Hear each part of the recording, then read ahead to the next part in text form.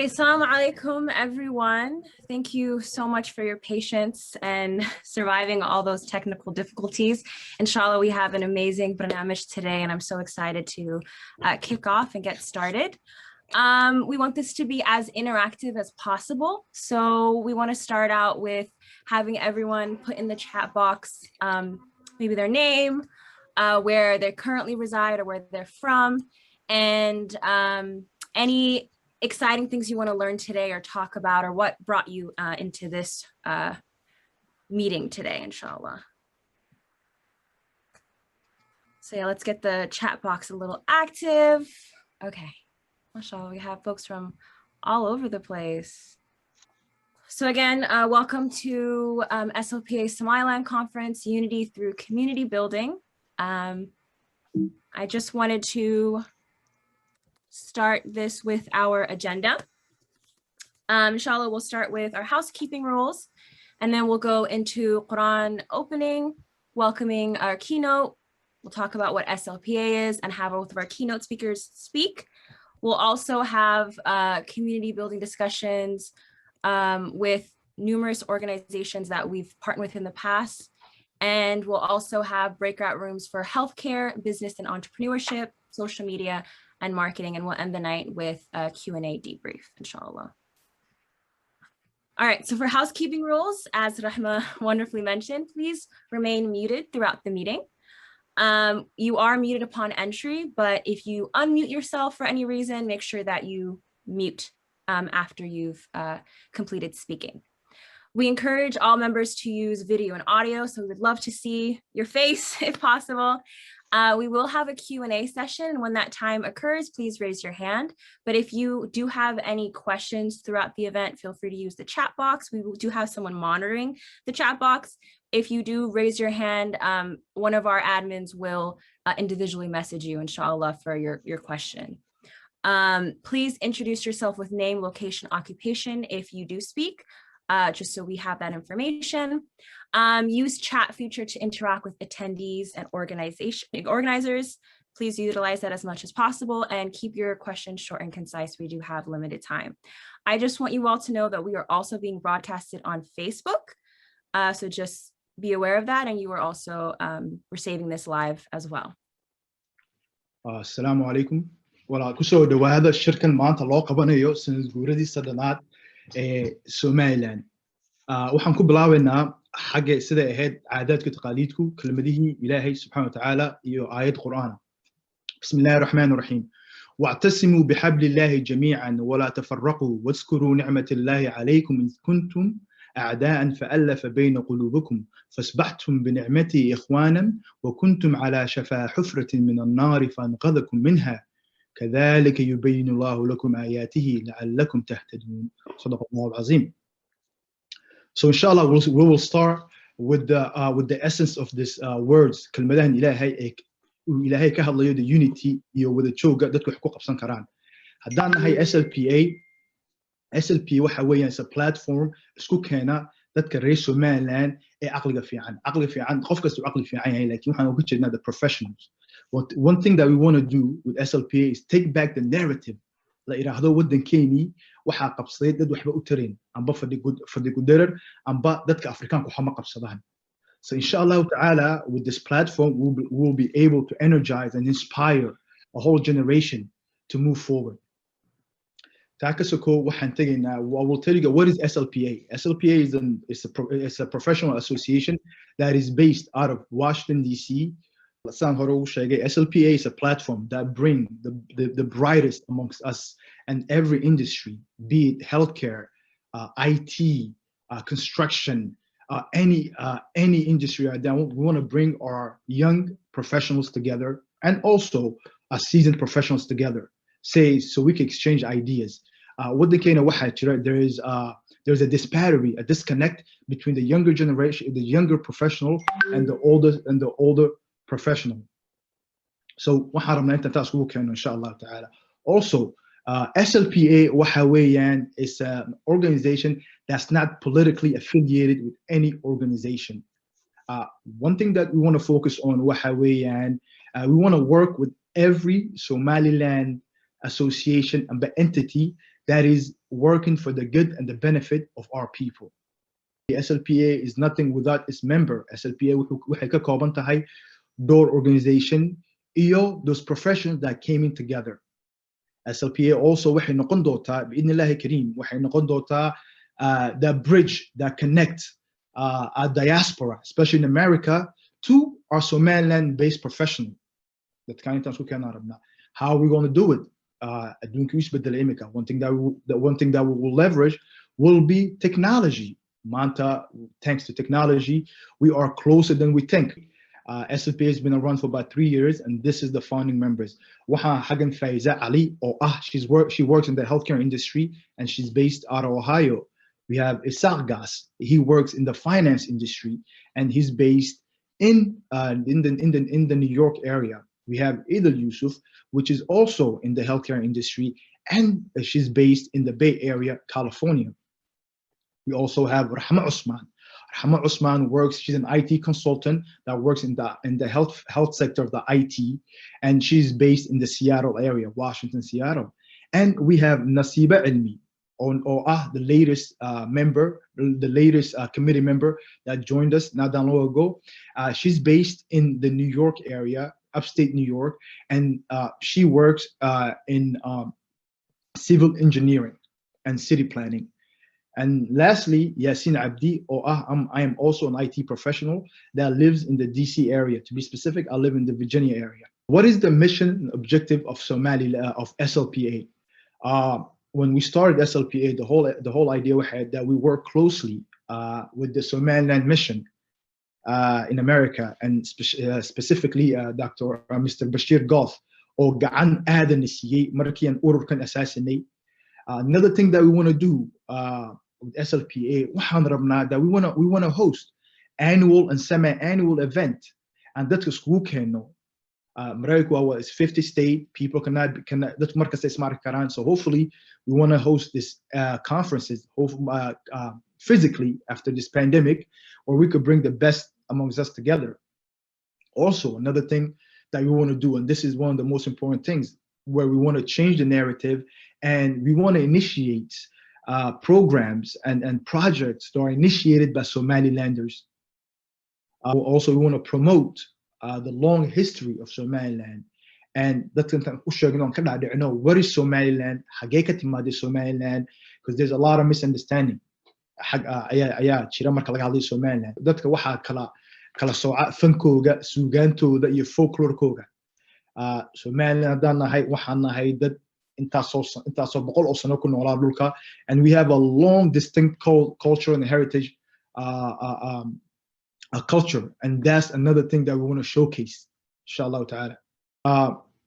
Where do we focus? One of our focus areas, like I said earlier, we want to bring like-minded professionals together. If it takes two people that think the same, that have the same mindset, that's all we need.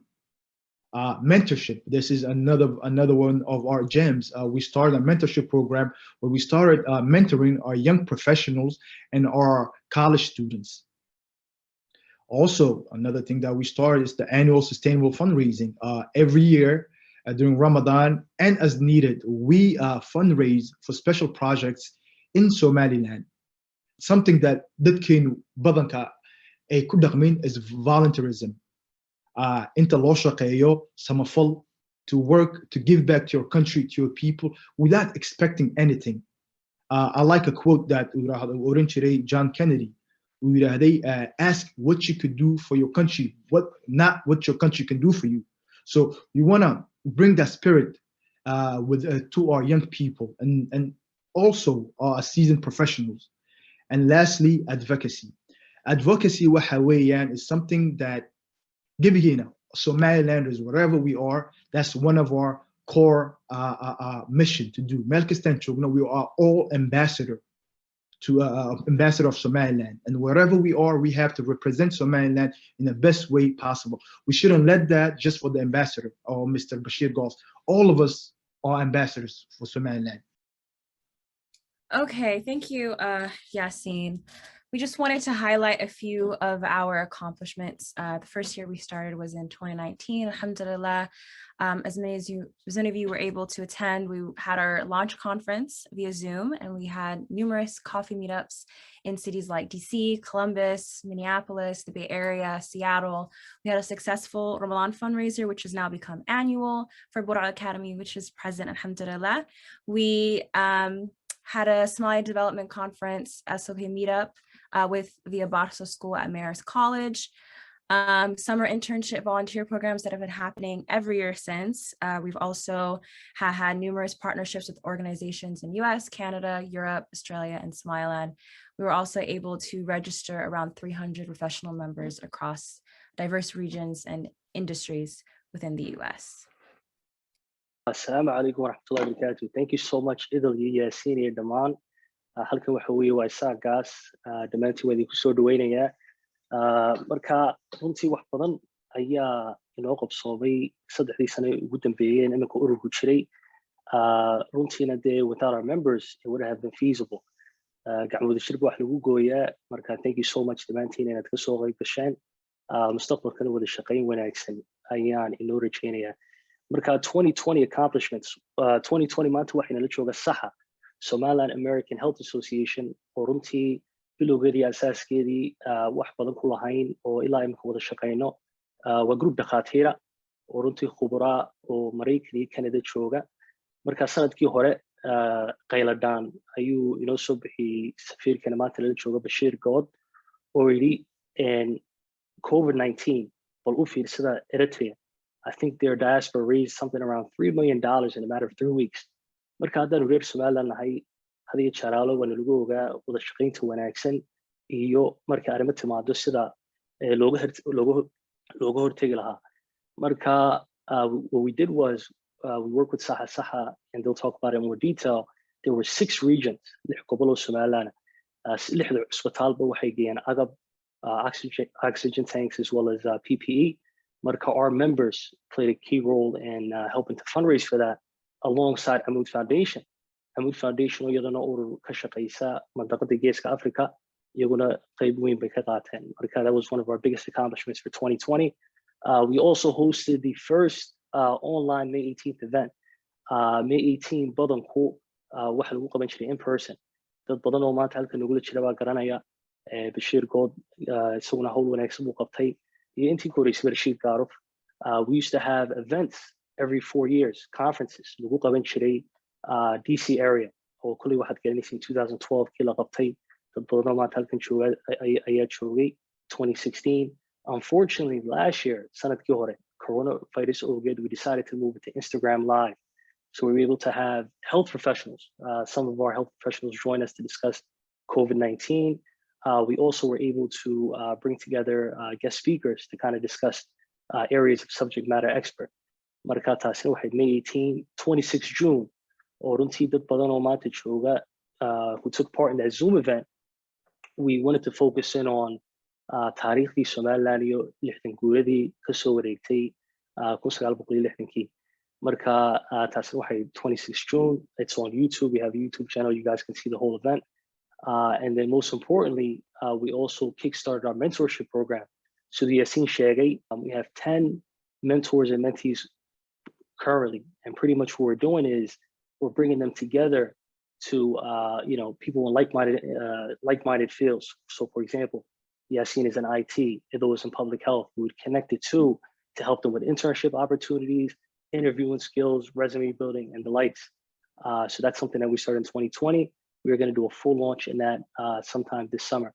So 2020, we also became a 501c3. So we applied for our, nonprofit status to help us get access to grants, be able to accept donations, and really do more as an organization. So all of these details can also be found on our website. If you're interested in registering, myslpa.org is where you can find that. So we also grew our membership in 2020, which is something we're really proud about. 31 states, which covered a little bit over 50% of the country. And one thing about our membership that we like to mention, it's organic. We don't force anybody to become a member. There's a form that you fill out on our website. And if you're interested, such as your occupation, field of study, and that kind of information. So that's how we send out email blast to you guys. So you guys came here today, and you get all of our updates via email. Lastly, we kickstarted our quarterly analytical op-ed. Waxaa maanta inala jooga Cabdisamed Sheikh Maxamed Artan, oo runtii one of our members based in Houston, Texas, petroleum engineer. This was his idea as long as with ours. And we figured, waxaanu haystaa intaasoo qofa oo different backgrounds, engineering, finance, IT, public sector, private sector, lawyers. So what we wanted to do was we wanted to take advantage of that subject matter expertise that each person has and analyze problems. Dhibaatooyinka waddanka ku jira. Tusaale ahaan kii ugu horeeyay wuxuu ahaa energy. Waad garanaysiin leerka inta la siiya maanta waddanka Somaliland iyo qiimahay tahay. Marka we wanted to utilize some of our members to analyze the problem and provide tangible solutions that stakeholders in Somaliland could utilize. So our first one we had was Q4 for energy, and we just had our second one, Q1, discussing the fishery industry. 2021, sanadkan imika inta socotay maxay inoo qabsoomay.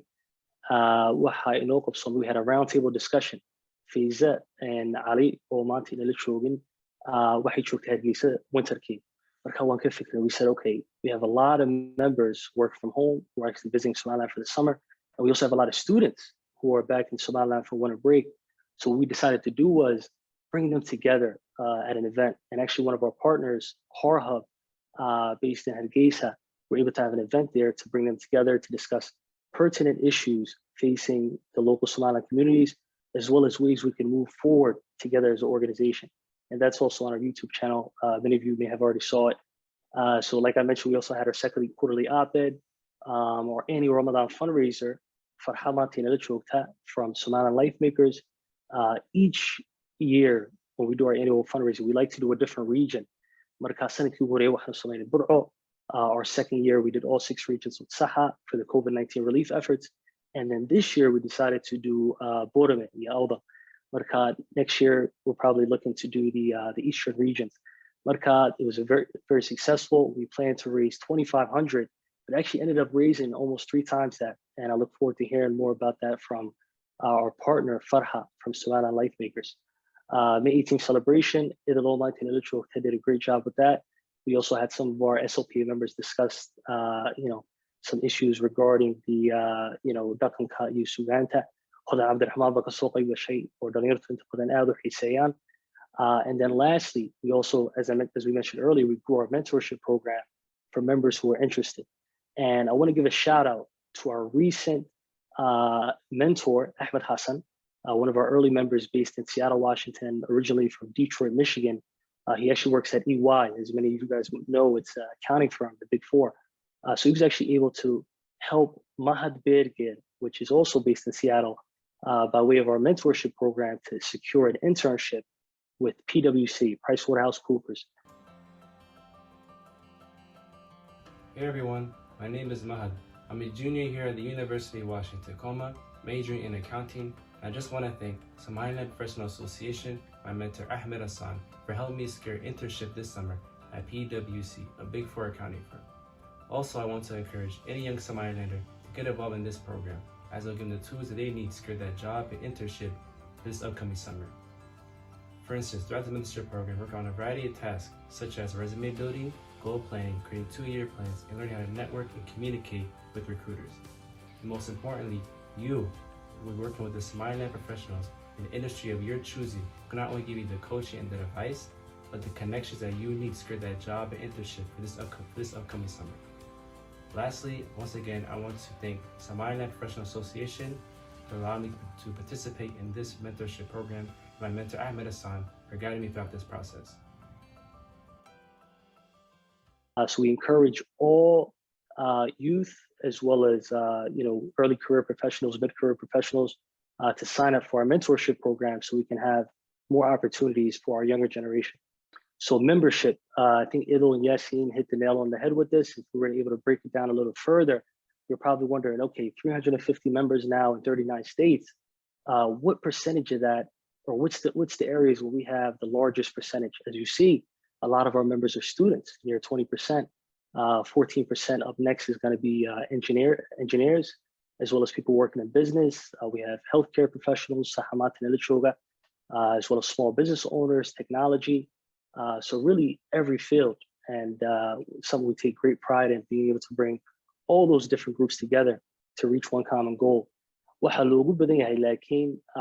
Actually the East Coast, 51%. So we hope to see a little bit more diversity amongst regions. So West Coast, Midwest, but into Badan, as Americans say, a lot of the brain is in the East Coast. We hope to see more diversity amongst our regions. And we also want to give an honorable mention to all of our partners who aren't here today. So Goth University did a great job. We recently signed an MOU with them. Hub Innovation Center always goes above and beyond when hosting events in Hargeisa. Sheikh organization as well, Farah Foundation, Hargeisa Cultural Club, Edna Evan Hospital, Somaliland Ministry of Finance, that we actually had some of our members who were about to intern there. I think Ibrahim Bain Gamanta. So he was one of our members who was going to intern at the Ministry of Finance.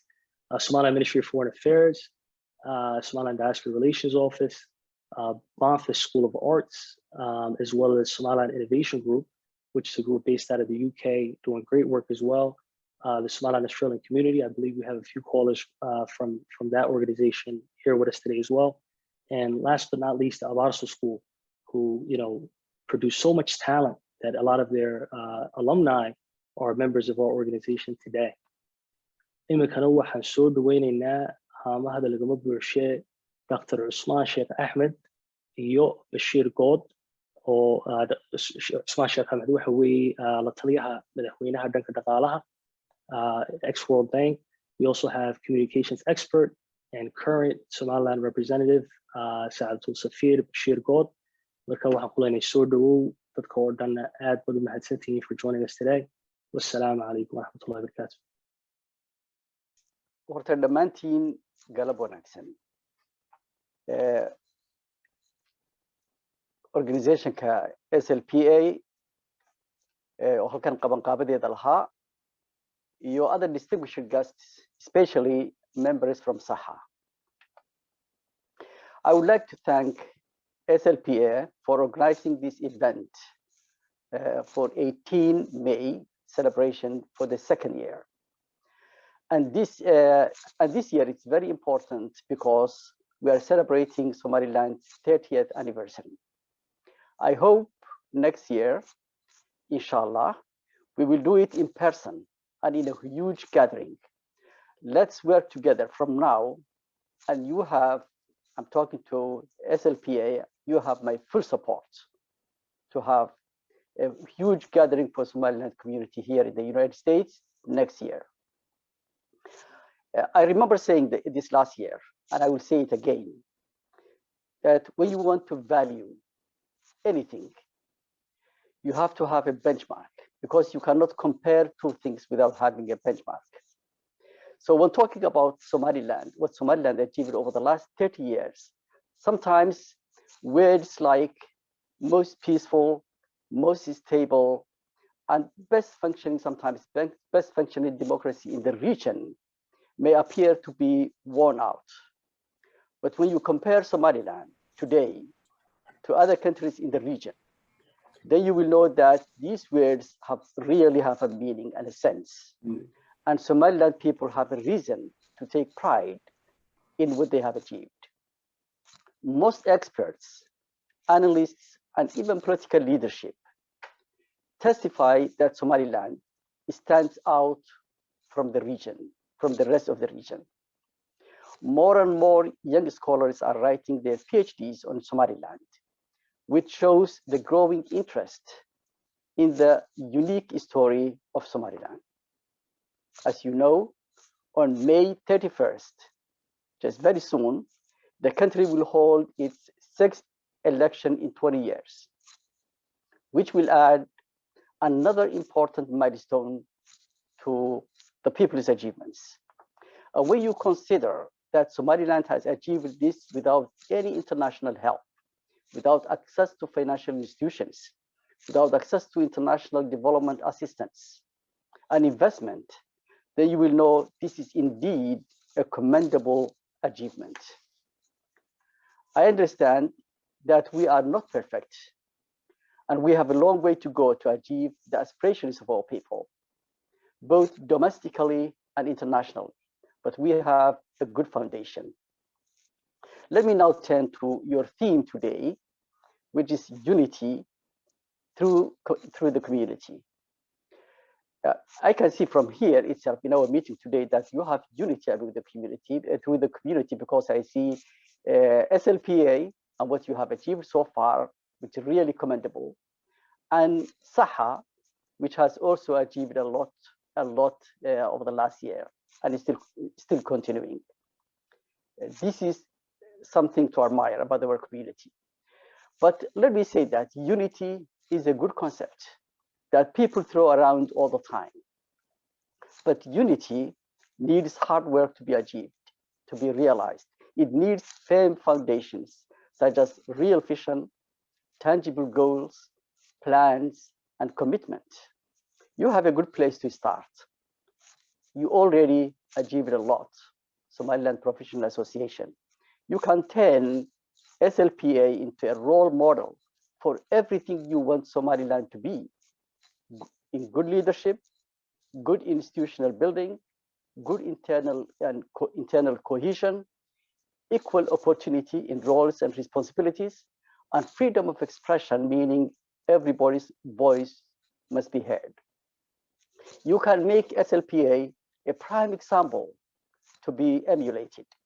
I would say try not to overextend. I know the temptation to increase your number, to increase your network to many other places, but to build and tighten the bolts of your organization first is more important than expanding. Quality before quantity. My message to you, as always, is to create new narratives. I would rather see you imagining the future than remembering the past.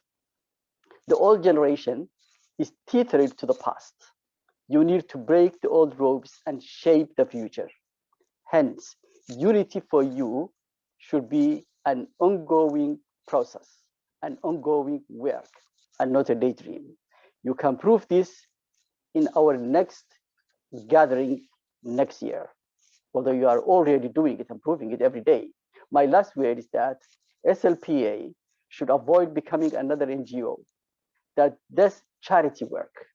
Strive, like your mission says, to become, and you eloquently already explained to us in your introduction, strive to become a transformative institution that contributes to capacity building and knowledge transfer. I trust that's your objective. Thank you. I'm proud of you. I wish you a successful meeting. Thank you. aad baad u mahadsan tahay ereyada kooban Saad Wasiir. Taladana waan kaa qaadanay insha Allah, and we'll definitely keep that in mind. Marka labaad waxaan ku soo dhawaynaynaa nin aad ugu culus, reer Maraykan in badan ahaa oo reer Maraykan si fiican u matalay, ex-World Bank, Dr. Osman Sheikh Ahmed, oo imika la taliyaha madaxweynaha dhanka dhaqaalaha. Fadlan adeer. بسم الله الرحمن الرحيم والصلاة والسلام على أشرف المرسلين وعلى آله وصحبه وسلم.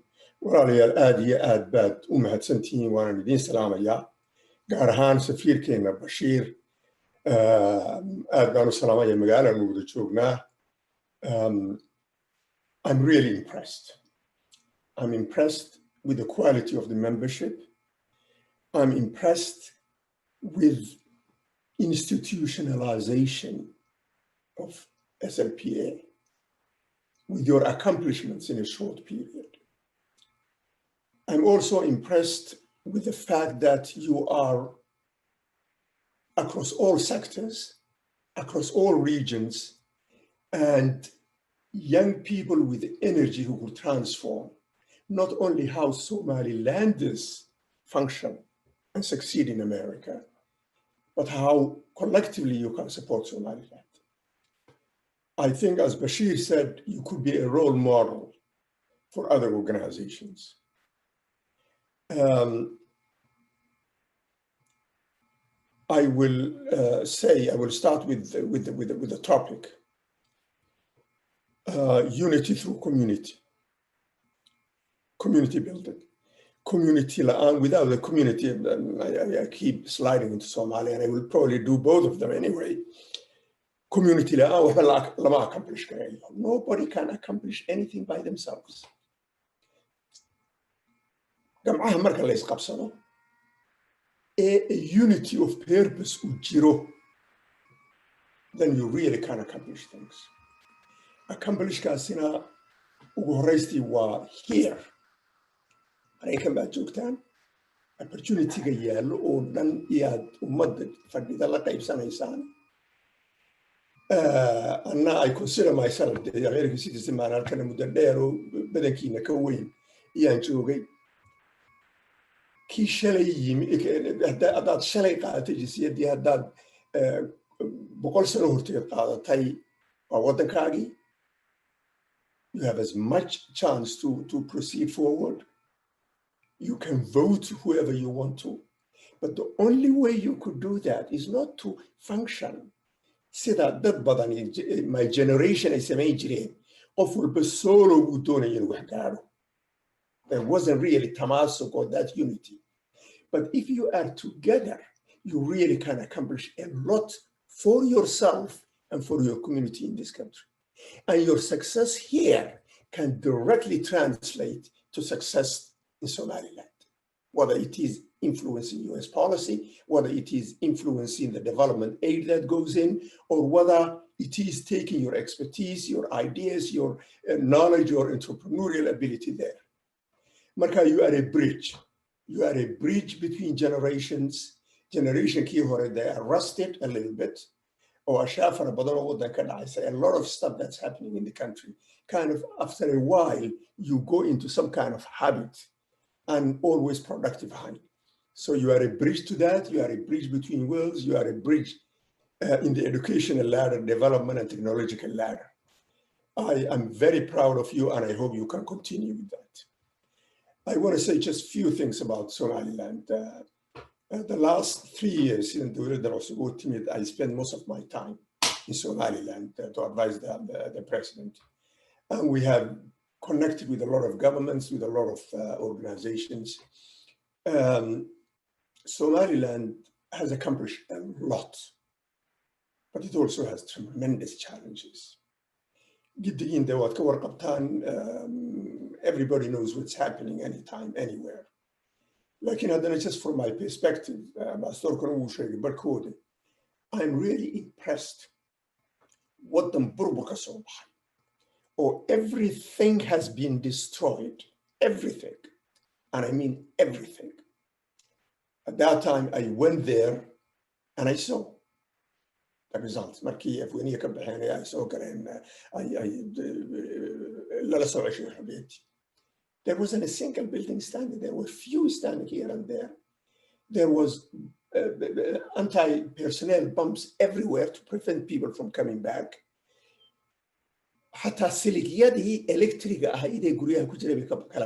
So whatever could be moved was moved. Whatever could not be moved was destroyed in place. That key refugees, and within a few years, they really did a lot of stuff without any external assistance.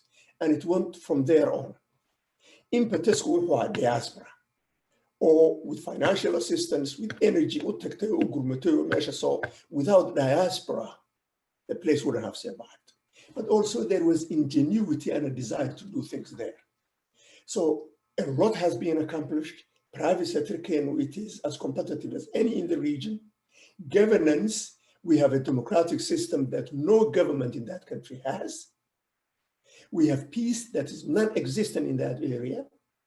We have no piracy or terrorism. There was one in 2008, and that was it. And there has been institution building that could outlast any particular government. So our brothers, who are our blood, but we are separate states. And what happened in the meantime? You know, it just tells you that when people want something, they can accomplish a lot. But there are many challenges that remain. Challenges can see with the Suwaisa. Those challenges, of course, were high unemployment among the youth, economic weak base. Laba tiir buu ku tiirsanaa, beeriya ari, labadiina way sii daciifayaan. So there is very little production, actually. Everything is imported. You know, exports were 200 million. Exports is imports were 1.2 billion. Xoolahoo qura wax la dira ahaa. Xoolihiina, because of embargoes and sanctions and stuff, Saudi poverty is rampant. Inequality is on the rise. Skill level is low to the extent where the few jobs that are open are taken by expatriates. So there are many challenges. And we need to recognize accomplishments. We need to recognize the challenges. We need to recognize opportunities. Opportunities are tremendous.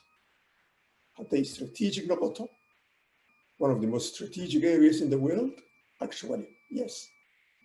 Yeah, tankers and marine traffic adduunku 30% of it waxay garamaraan qaybteena 850 mayla. We have abundant fisheries, unexploited. We have an entrepreneurial spirit whereby tiyon waxba la dhisin ay qolada ICT-du gaareen inay noqdaan leaders in the region. Private sector can be highly competitive. There is tremendous resources and we really exploit grain, huge amount of minerals, including rare earth minerals, including gold, including everything. Potential with technology and innovation. Because with technology and innovation, you don't have to be limited to that one market. You can get from the rest of the world and you can export to the rest of the world. Platforms can at this time, you can really do a lot in that. I just wanted to emphasize the economic base because so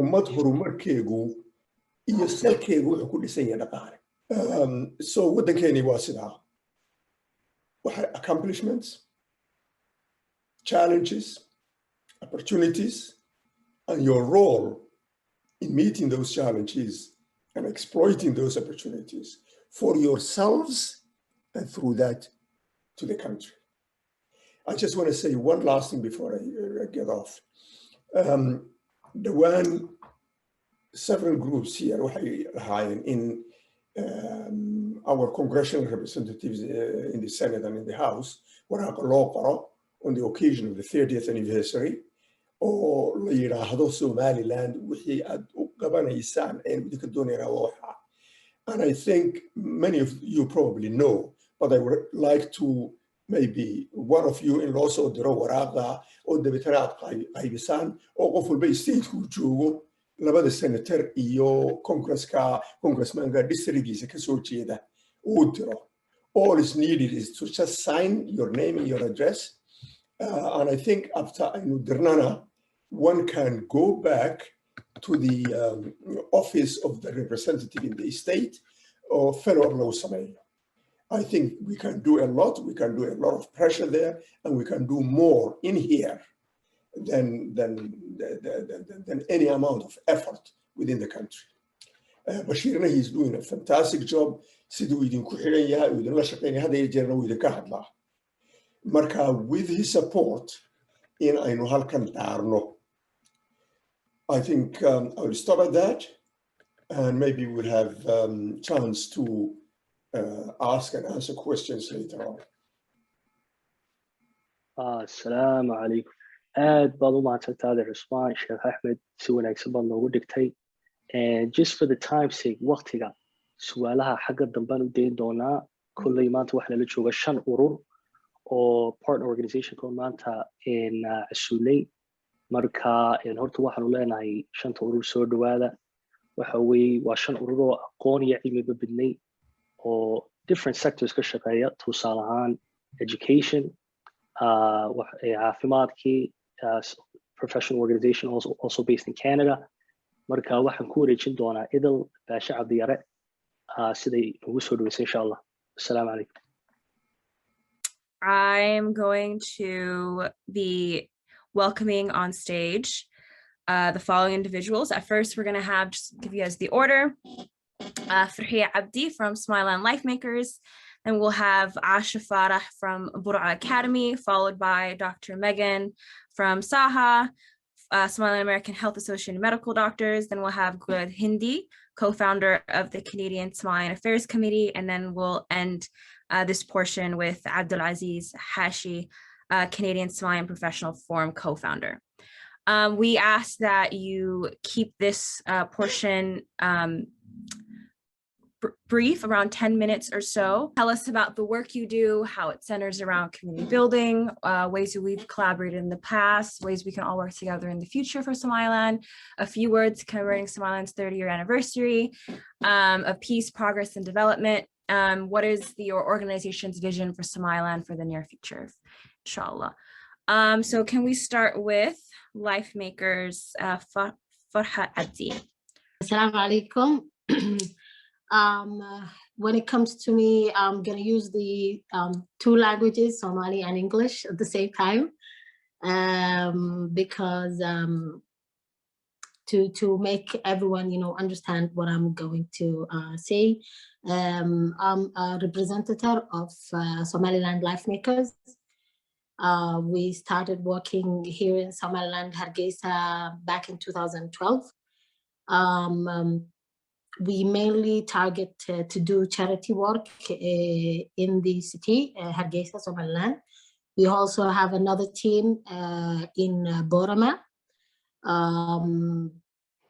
They've been working, I think, the past 4 years, if I'm not wrong. And we started doing volunteering projects here in Hargeisa back in 2012. Our main project is Somaliland, the Aftar Saim, which is mainly the project that everyone knows about us here in Hargeisa. We've been working now for 9 years. This is our 9th Ramadan. And yeah, so mainly we do volunteering projects here in Somaliland. If I'm going to talk about what we do mostly, mostly is charity work. We've been conducting a lot of projects here in Somaliland. I will name some of it as I remember. We have the Iftar Saim, which happens every year. Also, we have the Kiswat al-Eid, which we buy Eid clothes for kids who are in need. Also, we made a lot of lectures and seminars to promote volunteering here in Somaliland. Also, we made a blood donation campaign for the youth to donate blood. Also, we made a lot of awareness when it comes to cleaning, doing projects to develop the community between the youth. Yeah, so these are the main projects that I could remember now. When it comes to the collaboration with the SLPA organization, this is our first time, our first year. So this year we made the Kiswat al-Eid program, which we bought for 587 kids Eid clothes. 70% of these kids live in Borama. 30% of them live in Hargeisa. We also made meat donations for the 8 8 institutes in Burma, and also 12 institutes. The meat donations. We have also made it for the orphanage center, the meat donation, also the rehabilitation center for youth in Hargeisa. We also made the what we call it the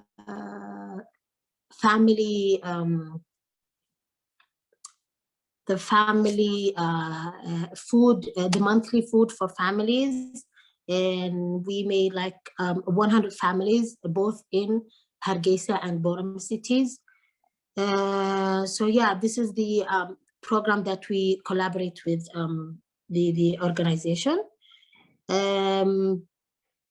If we are going to talk about the Somaliland celebrating the 30 year this year, actually this is our 9th year to do these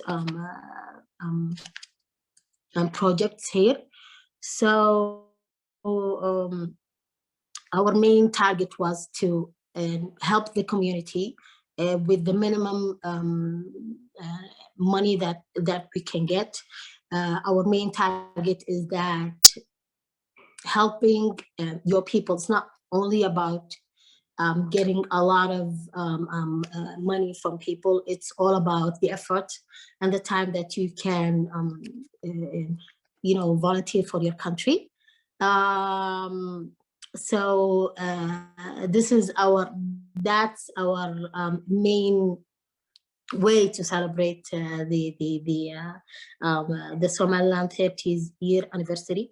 And to be honest, if we don't have peace and progress in our country, I wouldn't think that we could have been able to do these kind of projects. So yeah, if I'm going to talk about what I can see from Somaliland the next 30 years, I can see like a lot of progress. I've been here in Hargeisa since 2003, and I witnessed the progress with my own eyes. So I think in the next 30 years, a lot of development will happen through all the levels, inshallah. How can we all reach the vision together? I think by doing these kind of meetings yearly will help a lot of youth to do more work and do more projects to help the youth or the needy people here in Somaliland. Yeah, and that's it for me today. Wonderful, Jazakallah khair. Thank you so much for your work and your contribution. We wanted to have our next speaker join us, Asha Farah from Burao Academy. Assalamu alaikum, everyone, and I'm just so glad to be here. I'm joining you from kind of overcast Seattle, Washington. So for those of you who are in a sunny locations, more power to you. And so I'm so glad to be part of this conference. This is the first one that I've joined, and I want to thank SLPA for the remarkable work they've been doing for the community in the last few years. This is a much needed service, community service, and we've been lacking unity for a long, long time. And I think for me, what inspires me is to see the youth and the new generation leading the way and inspiring and mobilizing. So this is absolutely fantastic. I could not be happier. And I want to thank you, and I'm so glad to be part of it and contribute and in which way I can. I'm just going to go and give you a quick highlight about Burao Academy, and then hopefully kind of share with you what I think would be a potential partnership for all of us. Isaac and someone else mentioned earlier that Burao Academy was one of your first projects you fundraised for. And we're just so honored to have you, and I can't wait to do more projects that are impactful for our people in the future. So I'm going to go and share a few slides with you. But before I do that, let me just give you a quick introduction. I came here when I was 18 years old, and so respect you elders. I think only a few of you are probably understand the area in which we grew up. But I was born in the great state of Tugbear and came here in the States in early 80s, and it was through just a fluke and alhamdulillah, just a rare chance for me to come to the States as a young immigrant. And I probably can count, I don't know about with one hand, but I think it was less than 200 people in Washington, DC of Somali descent. So you can imagine the landscape when it comes to a community at that time. And for me, you know, I was given a rare chance to come to the States. I was a product of one of the biggest droughts in Somaliland in 70s. And my brother, who was helped by my uncle, just gave me a chance, myself and my siblings. And so we came to the States. So we had a sense of responsibility that when we get educated and when we have success and financially reach financial stability, that we owe it to the others that that are behind us or in the country, whether they're here or not, the next generation, to uplift the next generation. So no matter what I was doing personally, I knew one day I was just going to go back and do something with my community. And obviously education was one area that I chose. So I fast forward years and years later, in 2016, I co-founded Burao Academy of Science and Technology. This is nothing new. We took the Abarsa model, took it to Burao, and launched Burao Academy of Science and Technology. And we started with 50 students, again, following the Abarsa model. And so that was September of 2016. And now we have close to 150 students. So every year we take 50 students and recruit them from all over Somaliland. So I'm going to see if I can share with you, just give you a couple of highlights so you can get a sense of the work and how impactful it is for our community in Somaliland. And so I'm going to go ahead and see if I can share this. And I apologize, it's going to take me a second. Excellent. So that's the vision. So the co-founders are all Somali American professionals. So the vision, we had a vision, and we wanted to take, again, Abarsa model and take it to the eastern side of the country. So before we even launched this school, what we wanted, what was the vision of this school? So we wanted to have a place that is protective, that protects students, for them to come in and tapped into their God-given talent, abilities, and imaginations. We wanted to provide tools, specifically technology.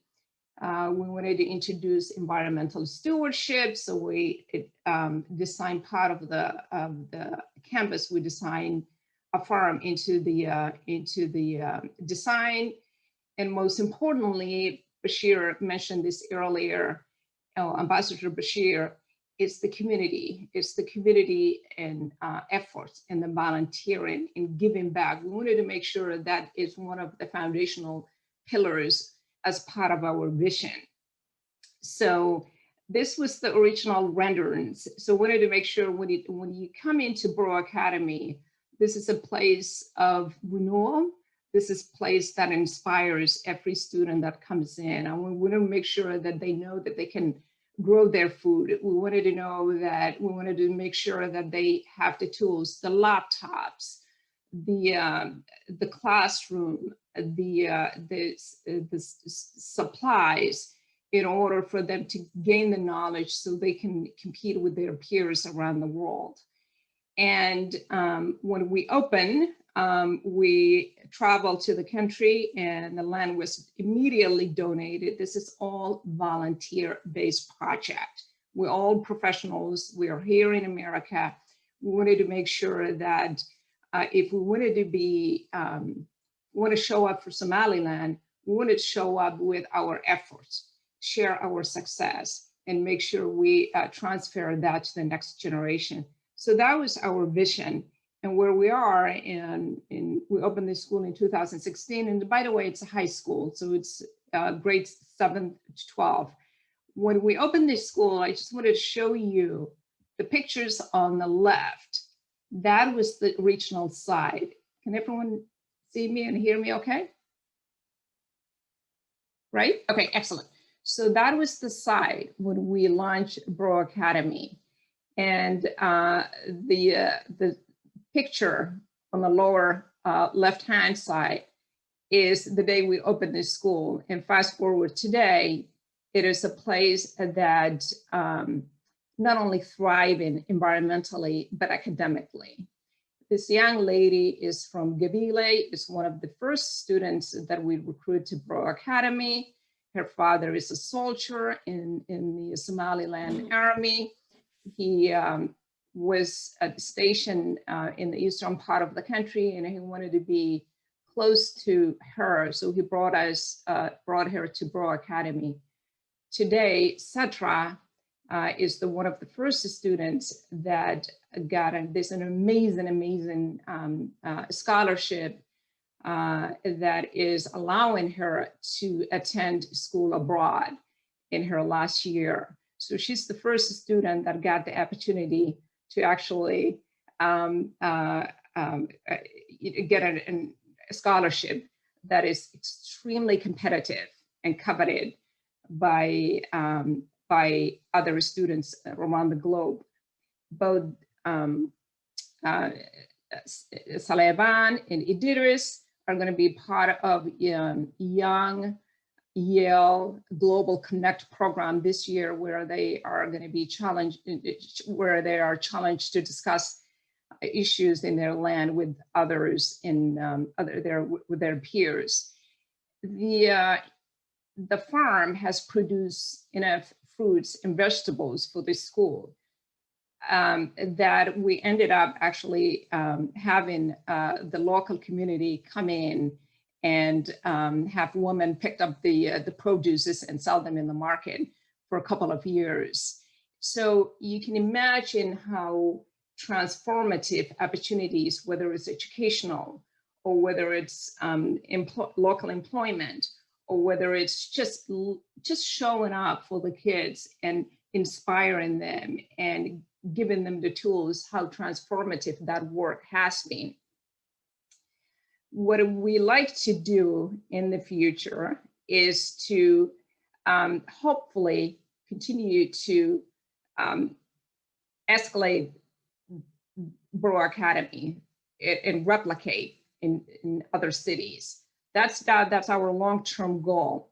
Our short-term goal right now is to make sure that our students are graduating and that they're getting the quality education they need abroad, and that we also have an ability to have a network and a supportive network that allows them to, after they graduate from Burao Academy, go to college, come back and actually find the opportunities, whether it's in Somaliland or whether it's somewhere else. So to answer your question, Idil, in terms of what's the next goal for Burao Academy, is to continue to build the momentum that we started years ago. We want a partnership with the Somaliland Professional Association on post-Burao Academy education. We also want to co-create and collaborate and in ideas and projects that really elevate Somaliland. We want to make sure perhaps we can host you at Burao Academy next year. And I am really, really honored. I work for Starbucks. I've been working for Starbucks for the last 22 years. I am so honored, and they've been supporting Burao Academy from the day that I opened the school. These are the organizations that have been there all along for us: Cisco, Microsoft, Starbucks. So I'm honored, absolutely honored, to see a Somaliland professional organization as part of that grassroots and collective effort. So that's where I want to take the conversation and the collaboration and the partnership. When it comes to Somaliland celebration, for me, it's really all about less talk and more work, and more work, right? Do the work and just show up for these kids, inspire the next child, mentorship. Go back to Somaliland, go and teach a year at Abarso or any other school in Somaliland, at Burao Academy. The need is so dire and so great that for us, the work is in the space of how can we advance causes that are really uplifting our people, period. So come to me when you have a small project and that brings a smile to an orphan in Borome, or provides supplies to a child in Las Anod or in Odwayne or whatever city in Somaliland.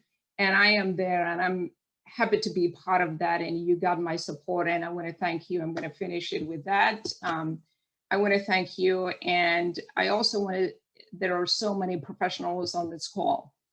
One of the things that I think that will really help us is to tap into the resource and the network we have within our professional setting, right? So what that means is making sure you understand the position you're in. Starbucks has been providing laptops to Burao Academy for the last 5 years. So every single year we shipped close to 100 laptops from Seattle, Washington to Breakout, Somaliland. These are refurbished laptops, but mind you. So what I encourage you is to make sure you know the resource that are all around you as professional Somalilanders, and tap into that and think about how you want to help the country, because they need us. And that is, I encourage you. So if you need kind of the best practices, let me know, and I'm happy to help out. So thank you. I'm going to give this space back to you, or the floor back to you, Idil. Thank you so much. Jazakallah khair. You definitely are a role model, being one of the most successful Somali women, mashallah. So love hearing the work that you're doing. I wanted to open the stage now for Dr. Megan from Somaliland-American Health Association, a medical doctor. You can hear me? Yes, very well. Excellent, excellent. Assalamu alaikum Damantin. Hello, everybody. So we are Somalilander-American Health Associationists. We want to say, even though it's a few days, maybe a week, a few days late, to all the Somalilanders, happy 30th anniversary, happy Independence Day. Mashallah, it has been 30 years since Somaliland became an independent country again. So, you know, congratulations, everybody. Alhamdulillah. I want to say thank you to SLPA, Isar, Yasin, Idil, Rahma, all the organizers of this amazing event. It's in my, probably one of a kind. I don't think we get events like this that often. So I want to say thank you for inviting Somaliland-American Health Association. Somaliland-American Health Association, in fact, was born about a year ago, exactly maybe a year and a month ago. and Isaac was actually there when Somaliland-American Health Association was born. The idea came actually when Ambassador Bashir Goth reached out to Dr. Mother, who is actually he's in Minneapolis, he's a Somalilander physician in Minneapolis, and asked him, because of the, how COVID was ravaging the country, the question was, how can we help our people?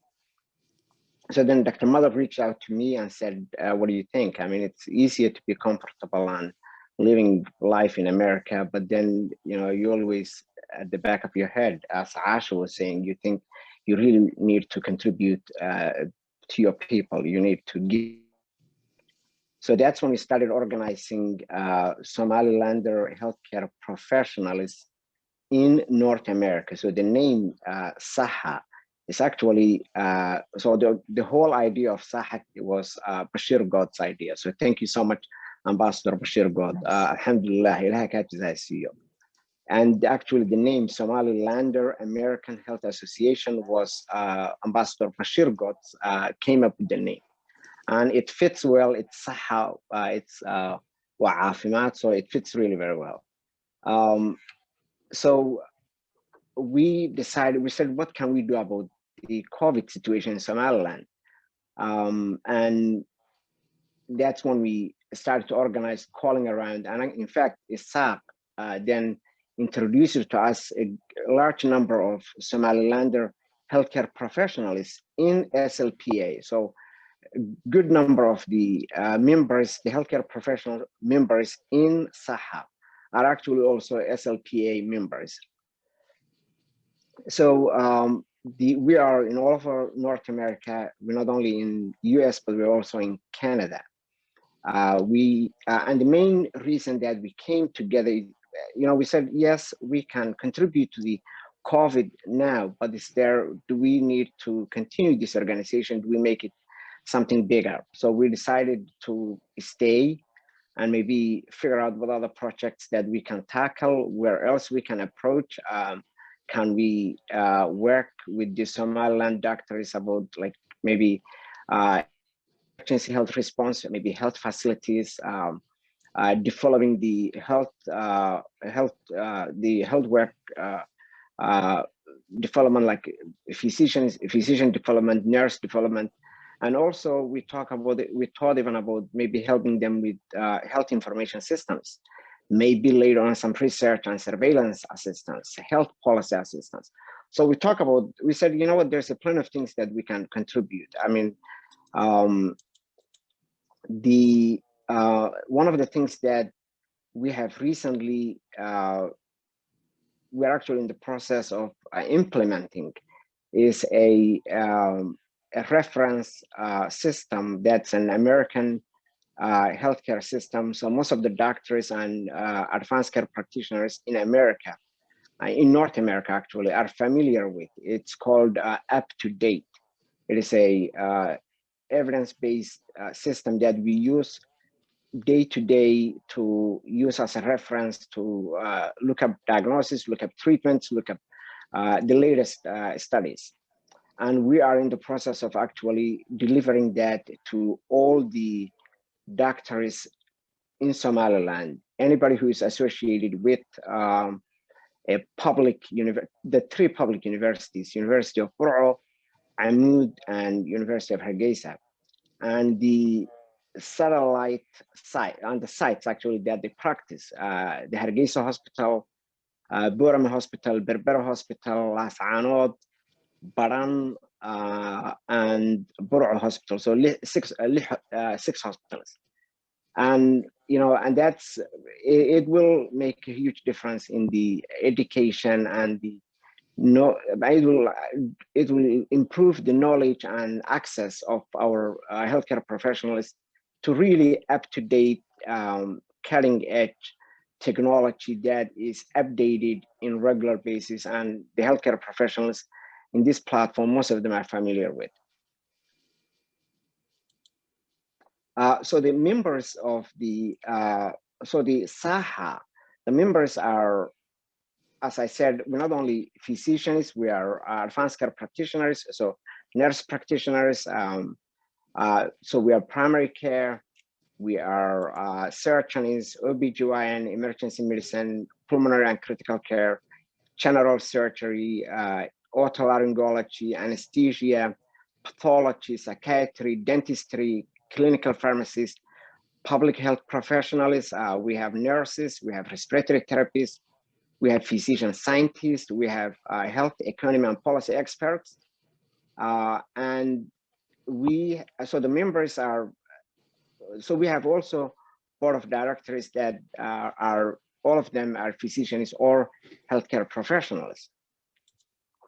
So to give you an example, some of the things that we have done last year, and in fact, SLPA was part of it and contributed significantly to the achievement of that, was SAHA has delivered in partnership with Ahmed Foundation, oxygen cylinders and oxygen concentrators. Oxygen concentrators are what's called in Somali oxygen daliyayal.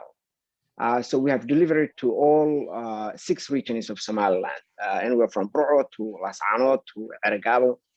We have also delivered oxygen cylinders and the regulators, the oxygen regulators. That fundraising was success. I think it took us about a month, maybe a little bit more than a month, to raise more than $100,000. And I think, and that was, you know, a grassroots effort. It was just from the community, from the Somaliland community throughout North America, and it was a greatly success. And in fact, I want to say thank you to all the SLPA members who have contributed to that fundraising. It was a great success, and so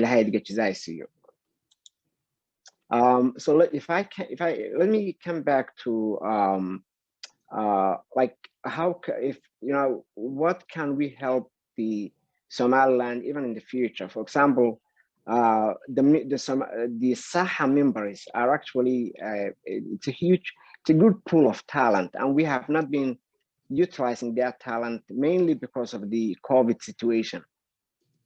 We were thinking about you know, one way that we can really partner and work with the physicians and healthcare professionals in Somaliland is if we share with them our experience here.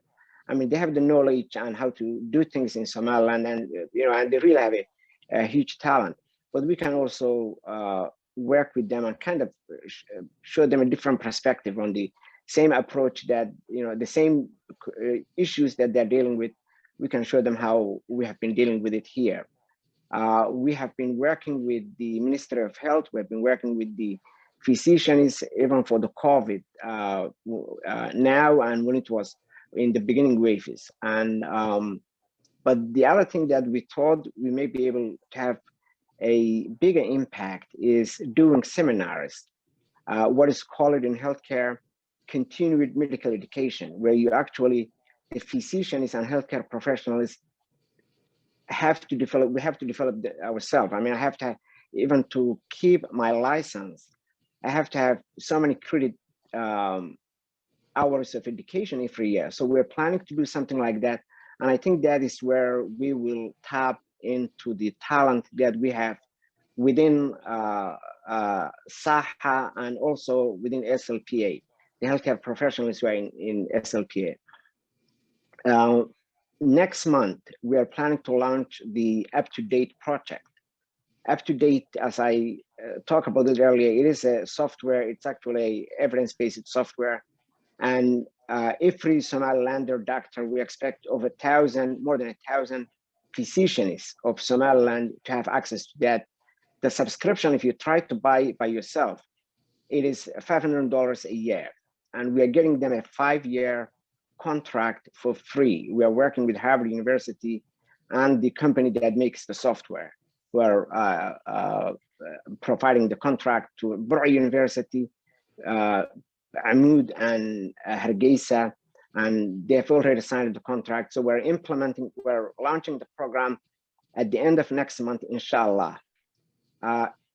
5 board members from Saha will be, in fact, in Hargeisa at that time. Most of us actually, just by accident, we were all planning to travel. I personally frequently travel to Somaliland, and then we thought about so many times doing a seminar, a continuing medical education.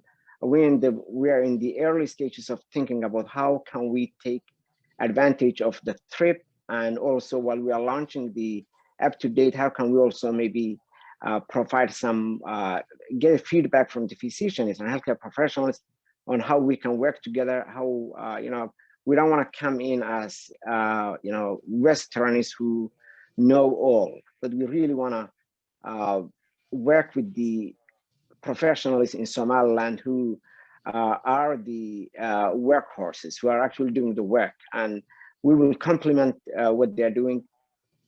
So that is what we are planning to work, and I think that will be a great project in the future where we can work with SLPA. Somaliland has been 30 years since we get our independence back, and if I'm aware of the healthcare, both the private sector and the public sector, and the public sector is doing great. As Ambassador Bashir talked about earlier, public sector is actually one of the best in the Somali-speaking region. And in fact, Hargeisa has a cath lab where a patient who has heart attack can get a cardiac catheterization and get a stent. They can get a pacemaker. They can close heart defects on children through a catheterization. So it's impressive. I'm gonna finish up in 1 minute. Where Saha is focusing on is the public sector. We want to help the public hospitals, public universities as much as we can. And I want to say thank you, SLPA, once again. If there's anyone who wants to contact us, please go to our website. It's sahainfo.org, and that's sahainfo.org. So thank you, SLPA, and sorry, I think I took an extra minute. Totally fine. Thank you so much for the work you're doing. As someone who uses UpToDate regularly, I know how much of an important tool that is. So it's amazing that that's going to be live very soon. So mashallah, that's really exciting work. Our next speaker, I wanted to welcome to the stage Guled Umar, co-founder of Canadian Somaliland Affairs Committee. Would you please unmute yourself and join us? Assalamu alaikum wa rahmatullahi wa barakatuh.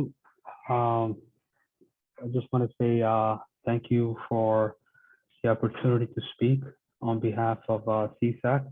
Can everybody hear me clearly? Okay. So before I start, Allahumma salli ala Sayyidina Muhammad wa ala ali Sayyidina Muhammad wa barik wa sallam. Yeah, again, I just want to say thank you for the opportunity for letting us speak on this platform.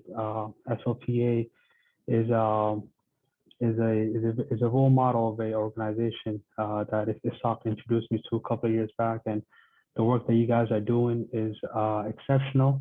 It's groundbreaking, to be honest, and inshallah, may Allah keep you guys on the path, and hopefully we could collab in the future together as well. But just to kind of go into CSAC, or the Canadian Somaliland Affairs Committee, we were a organization that was established in late 2018, mainly to kind of close the gap within the Canadian Somaliland community. We felt like there wasn't an established organization that was able to meet the community needs, build a strong community support within the Canadian Somaliland community. So we just started off very small. In 2018, myself, Ayadi Ibrahim, he's currently back home in Somaliland right now, and 3 or 4 other members, also with the guidance and blessings of the elders in our community. So initially, we just wanted to kind of start by pinpointing some of our values. Once we start the organization, what are we looking for, and who are we trying to serve, and what's the things that we're trying to focus on. So the main thing we wanted to focus on was our identity, the Somaliland identity. is to affirm and to be able to recognize ourselves and work on this identity. In Canada, we are the minority when it comes to the Somaliland. The Somali community as a whole. And growing up in high school, college, university, we saw a lot of pressures of, Somali weighing, the obstacles that it could provide as for the identity. And we saw that a lot of Somalilanders were feeling the pressures of associating themselves with Somaliland or claiming that they're Somaliland. And there were all these jokes and,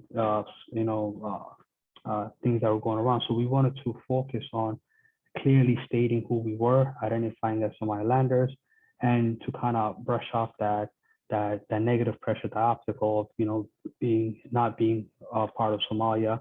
Like we saw the individual today that was trying to kind of kibosh this meeting with their weak attempts, right? So there were these type of pressures that we saw in our school systems and our colleges. So we wanted to kind of start the wave of clearly stating and being proud of who we were. And that was one of our first main agendas. Secondly, social responsibility was one of the main things we also wanted to focus on. Building a strong community is only done by working together, coming together as one and a great community and doing your part. You don't have to do everything, but then, you help out as much as you can. Thirdly was to also work with and kind of be led by our women, our Somali women. And we in Canada, Somaliland community here, our women are very strong, educationally, professionally, even in our homes. I'm pretty sure we all were raised by strong Somali mothers. So we wanted to work with them, learn from them, let them lead in certain programs and agendas. And one of the things that they did was when we invited Dr. Edna Aden, we had some of our highly professional Somaliland women, Dr. Professor Sihan Riale, another Muna Aden, who's also holds a master's in public health, and who were able to put together an event that was mainly geared towards how do we get our medical students to meet with Dr. Edna, learn from her work in the past, and how can we build a connection with our medical students here and to working back home through volunteering, internship, whatever the case might be. So those were some of our fundamental core values that we wanted to identify ourselves with and also build from there. So like I said, one of the events that we had the Dr. Edna fundraiser event where we raised funds for the Edna Aden Hospital back home. Alhamdulillah, we were able to raise about 15,000 US. We sent it with Dr. Edna, and then gradually when more donations came, we kept sending it. Not only that, we were able to bring a real life Somaliland hero. And she came to our community, kids, people our age, everybody met this living hero of ours. And to say, okay, just seeing this person in the room kind of gives us the confidence and gives us the encouragement to say, you know what, if she could do it, she's a role model. Let's kind of focus on that, and she kind of helped us come together as a community. So those are one of the great highlights that of this organization. Fairly small in Genesis, but inshallah, hopefully we could keep that going. Some of the other things we worked on was in the years 2019 and 2020, we were able to establish mental health workshops with some of our healthcare professionals in Toronto. Mostly right now, our footprint is mainly in the Toronto region, Ottawa region. Inshallah, we are hoping to kind of touch base and collaborate with other Somaliland communities within Canada. And then after that, internationally with yourselves as well. And then hopefully we're back home, inshallah. So gradually we'll get there. So yeah, we're able to hold 2 mental health workshops in 2019 and 2020, early 2020, before the whole COVID shutdown took place.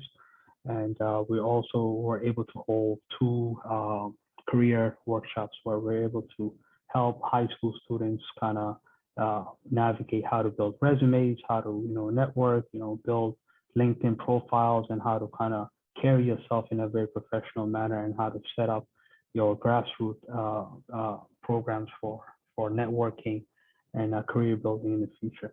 One of the things we wanted to establish, but we're not able to because of the COVID pandemic, was to guide high school students on how to apply for college universities, how to navigate the college university situations. I know most of us were probably the first in our families to go to college university. So the uphill battles of not having the right information, not having the right guidance, and some of the loopholes that we fell into, we were trying to help the younger generation avoid those obstacles and barriers. So we weren't able to do that, but hopefully once everything opens up, we could try to establish that as well.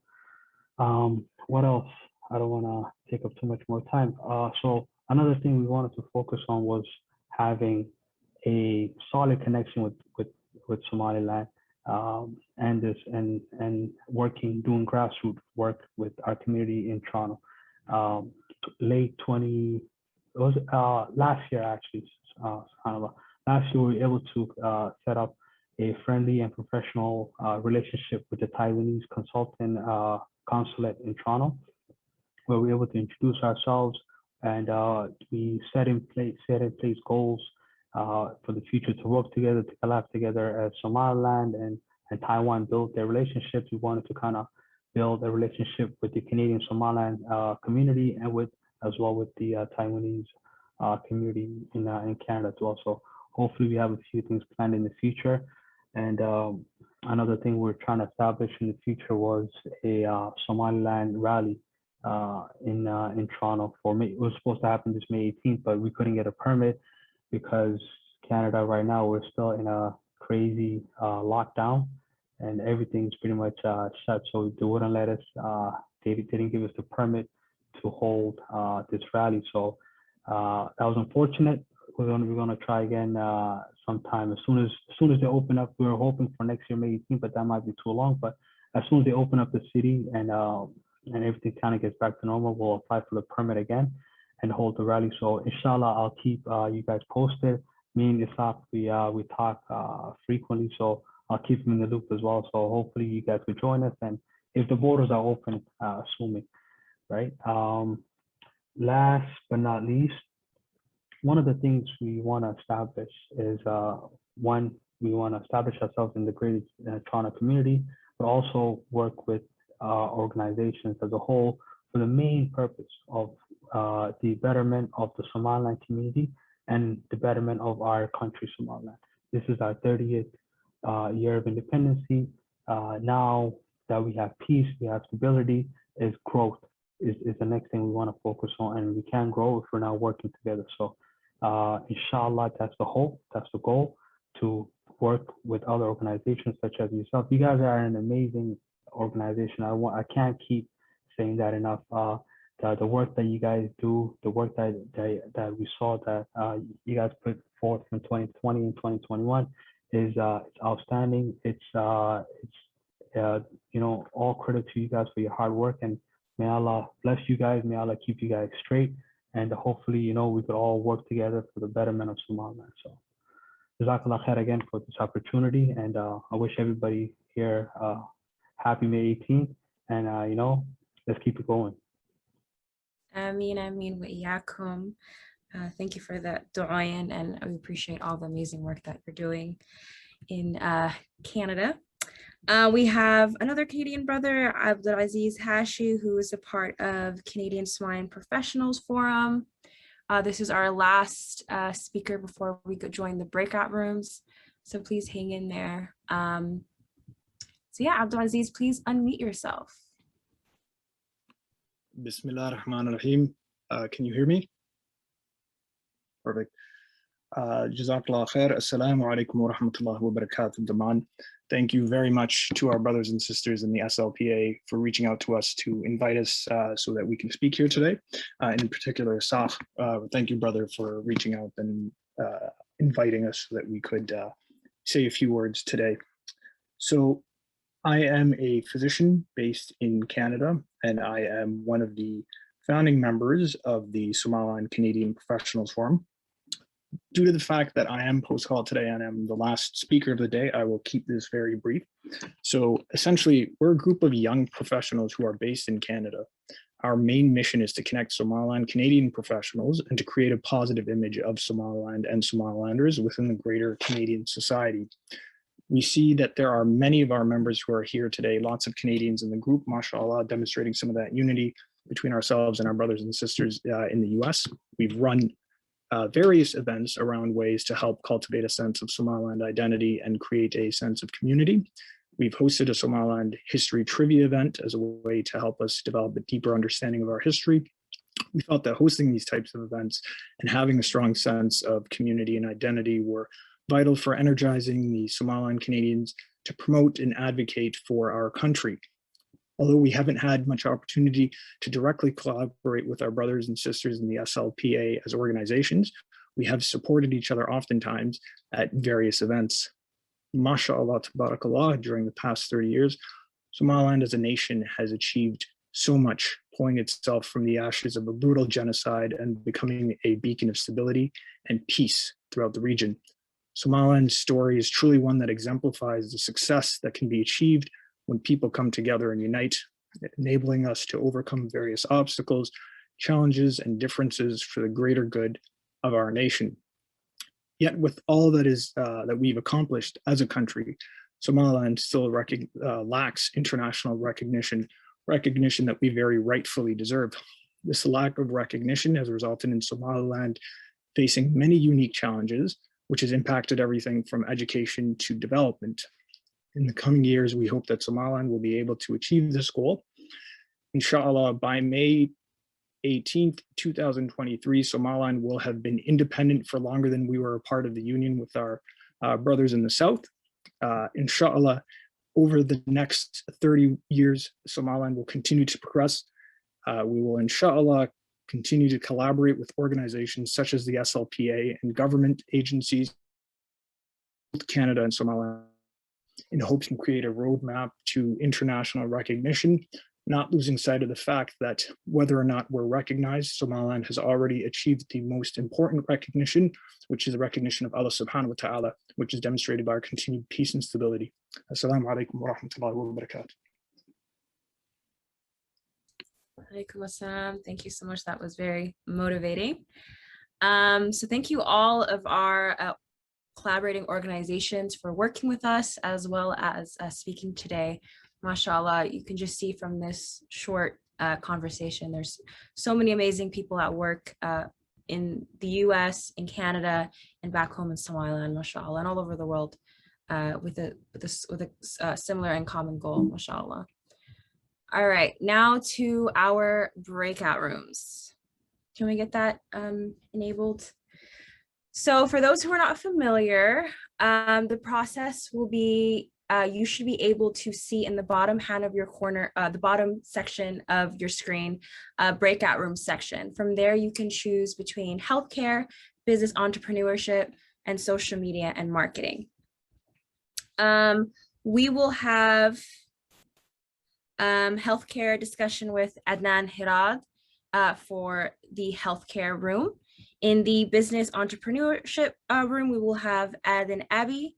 And for social media marketing discussion, we will have Osman.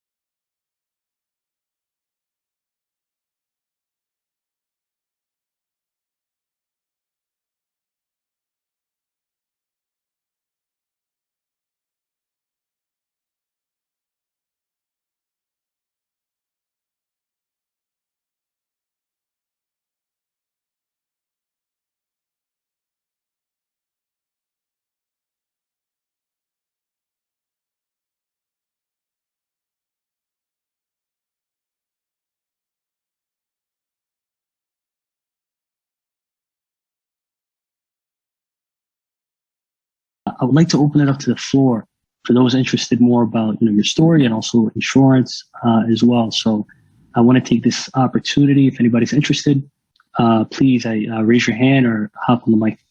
Further. Assalamu alaikum. I'd like to ask a question, if that's okay. Yes, go for it. Ahmed Abdullahi Hutcherson. Yes. Yeah, so I'm familiar with the environment in Somaliland. I myself went there, lived there for 10 years, invested heavily. One of the main issues I faced there, which you don't face, I mean, I've been in business in the UK as well as here in Canada, but over there it's a unique operating environment, and there's in that there's no contractual enforcement. And protecting agreements is a financially intensive undertaking. So if you have a disagreement with someone, then of course involving authorities, you have to do at your own expense. And you typically find yourself writing things off because it's a lot easier to just take the loss as opposed to investing the time and the effort into following up these agreements. So I just wanted to get some insights as to, first of all, I believe it's Adam Abi. I know you're operating there. Actually, my dad's youngest brother operates Takaful, so I mean, I'm very familiar with the insurance industry, as well as Dr. Osman, who's the advisor to the president. I'd like to know, first of all, Adin, how have you been able to overcome these issues? And Dr. Osman, if you can give us some insights as to whether or not there are policies either in place or in the works that will help protect investors. Yeah, no, it's a very good question. So, I mean, what I would say is, we control what we can control, right? So we have policies that we share with our customers, and ultimately, the language is very clear. We pay our claims as a company, and I always say, your best marketing is when you pay your claims, right? Because when you pay your claims, other people will tell you I had a claim and it was paid, and so when you're dealing in these types of frontier and emerging markets, you almost as an operator just have to manage your own reputation. Are there challenges, from that other people have faced when they've gotten into court and all of those things? Absolutely. We've been fortunate that we haven't had those issues, but that's something that I can't really answer in great deal because that's just not my area of expertise. But I would say, whatever you can do to control things in advance by obviously going to the notaya and, being very clear about the things that you're writing down, which I'm sure obviously you were, that's fine. Everything outside of that is just kind of the judicial system that I'm sure probably has its areas that it needs to reform. But I would say control the things that you can control. And then, when things escalate, obviously you try to go through the proper channels as best that you can. Is it frustrating? Yes, it's going to be frustrating in any emerging market, in any frontier market. I had a question to Adin regarding insurance. Welcome, Ahmed.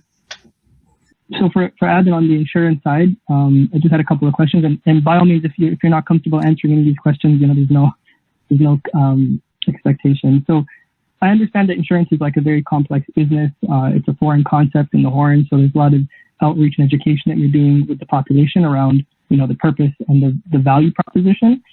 But my question is more in terms of building that business in Somaliland. So in terms of developing products and services, there's a huge skills gap in terms of, there aren't claims adjusters and auditors and actuarials and all the people that, the skill base that you'd require to build, to underwrite these policies, which are very risky because of the lack of information you have around people, and some of them, especially if they're, not as forthcoming, I guess, in terms of providing this information. So I guess that's my first question is how do you kind of deal with the resource challenges?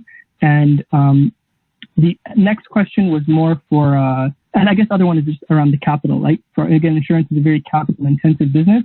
So is this something that you guys are funding, I guess, independently, kind of grassroots bootstrap approach, or are you working with some investors or, angel investors or some type of business that's helping support that? Yeah, no, very great questions. Thank you for those.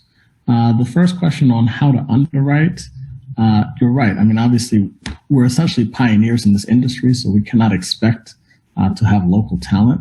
So the first thing I would say is that the management team of the company all had experience in the business, which is very important. So we were able to train underwriters, train claims people, et cetera. The other thing that we do is we have partnerships with people outside of the country. So for any potential complex claims, they can fly somebody in to help underwrite those or sort of do the loss adjustment on that. That's that piece. Number two, in terms of underwriting, one of the things that we've done, free vehicle inspection for every vehicle. That's very important because you don't have necessarily all the information that you might need. However, when somebody's car comes in and you inspect it, you can get a reasonable understanding of how well that person is going to drive just by looking at the car. And so far, our loss ratio was very low. We're very happy about that. So I think, we've been, despite the difficulties, being able to underwrite pretty well. Number two, a very good question on the investment piece. And that's certainly something that Somaliland struggles with as a whole, right? How do you attract more international investment? One of the things you can do in insurance, which every major insurance company does, including all the biggest insurance companies, is they have reinsurance. So we were very proud, and one of the reasons why we established this company was we were one of the first, if not the only, insurance company to have direct reinsurance agreements in place. So essentially that means we insure ourselves, and we do that to protect our clients, right? And so, when you don't have hundreds of millions of dollars of capital, you essentially insure yourself with somebody who has hundreds of millions of dollars of capital. When there is a claim, first of all, when you get premium, you share a good amount of that premium with them, if not the vast majority of it. And then if there's a claim, they will pay the vast majority of the claim. The goal is obviously, as you build a capital base and you grow your capital base, the amount of reinsurance that you need then starts to go down.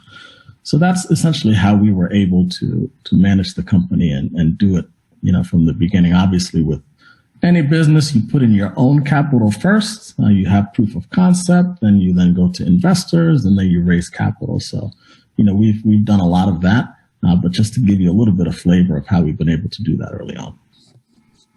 Thank you so much, Adan, and thank you for the question, Mohammed. Hopefully a quick question from Abbas Colombi, based in the DC area. Abbas, further. Thank you, Sab. I have a quick question for Adan, insurance. I know there is not a lot of regulations or policy in law in Somaliland when it comes to benefiting from a business. Is there a challenge, or is there any regulations that may be in place in the future for someone to open a business in Somaliland? And it's also, do you do like a loan or a mah? I know a mah we have that kind of, they do a lot of they ask you to wait for the money, or they will pay you next time. A mah do you guys do anything with that? Yeah, so we just insure the assets. So we're not like a bank where we're going to give out loans. Insurance companies, however, they do invest in other businesses. So if you did have a business that was cash flow generating, that's something that an insurance company like Horn of Africa would look at potentially investing in. But we don't necessarily give out loans. That would be the banks that are currently in the country that would do that. Thank you so much, Ed. Badu mahadsantiin. Kulley waxay noo haray 12 seconds. Waxaan ku soo xiriyaa Ed. Badu mahadsantahay Aadan, Abi Farax, iyo dhammaan martida inoo timi maanta. Kulley, this is just the beginning. We're going to have more conversations, more events. Magaranaysaa kulley adduunkiina waa kan isu furmaya. We plan to host events in DC, Ohio, Seattle, meesha ay dee bulshadu ku badan tahayba. And we can only do that with your support. So, inshallah ta'ala, this is not the end. Inshallah, this will be the beginning. Marka mar labaad iyo mar saddexaad aad baad u mahadsantihiin. Soo dhawaada. What is the status of healthcare in Somaliland? Somaliland overall has come a long way. I remember the days we came back, or came to that region of what was former Somalia. There was really nothing standing, houses and healthcare clinics and hospitals and every possible thing you could think of was completely either damaged or gone. And there was no healthcare to speak of. There was nowhere to go get medications. I remember if I needed I needed eyeglasses when I was 7 years old, and we had to travel by bus to Ethiopia, to Addis Ababa to get that. Alhamdulillah, the conditions have since improved. most people can get healthcare within the country. There is a primary care healthcare structure. It's mostly private, but there are inpatient hospitals. I talked about also the structure of healthcare. So we have referral hospitals, about 15 of them across the country. We have what we call MCHs, where children get their vaccinations, and women get their prenatal care and such. I talked about the fact that we now have imaging capabilities in terms of medical imaging. We have capabilities to do lab work within the country, that most of these hospitals as entities can provide varying degrees of care to patients, and the clinics also are functioning.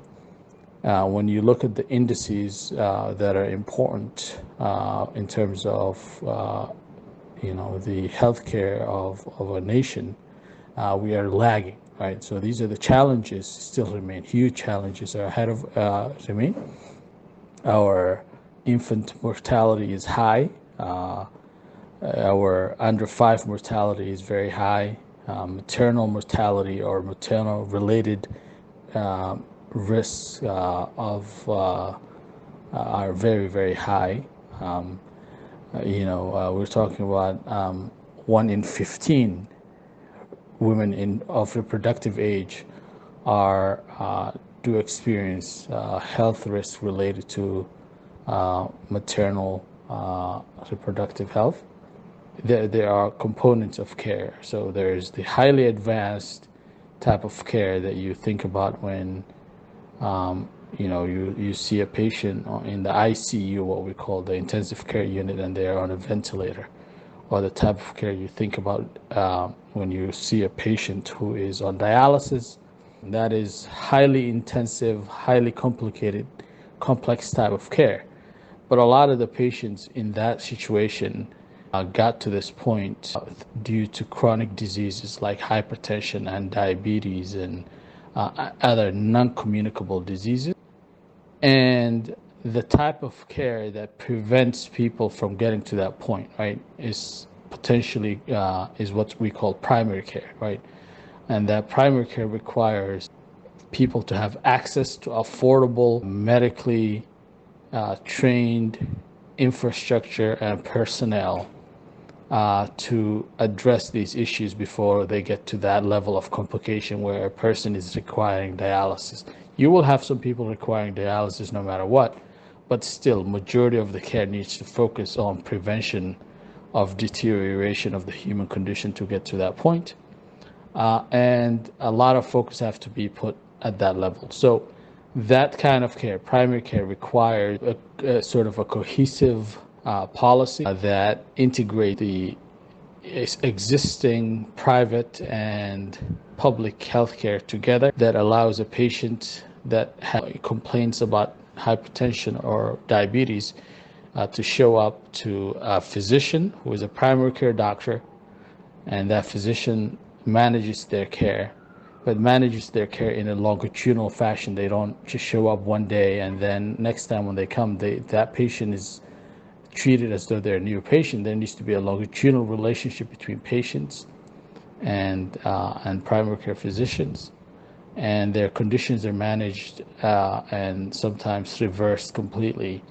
And so the process that brings about that sort of healthcare patient relationship is very, very important. It requires record keeping. It requires policies that regulate it. It requires coming up with financial models that make it affordable and accessible to most people. It requires databases that allow for the data that records instances of interaction between patients and primary care physicians and healthcare workers. It requires a lot of that. And that is where the country needs to now start moving, creating a coordinated system of care that provides the patient with the trust they need to trust their physicians and to know if their condition needs escalation and needs to, and they need to go to for inpatient care, then their doctor has their best interest at heart and will send them for inpatient care. But they can get most of their care, 90% of their care, from their primary care doctor in their neighborhoods. That's the kind of model we need to move towards, and that requires complex thinking and reconfiguration of healthcare in Somaliland. And that was the response to what are some of the barriers or where do we envision healthcare in Somaliland needing to go from here on. And then we talked about the components of bringing about that kind of system, workforce developing the appropriate, workforce, healthcare workforce, nursing and physicians and the rest of the support staff that can bring about the right system is an important element. Thinking about the financing, is it publicly financed? Is it a combination of private and public? What role does the private sort of healthcare system play in that kind of model of care in the country?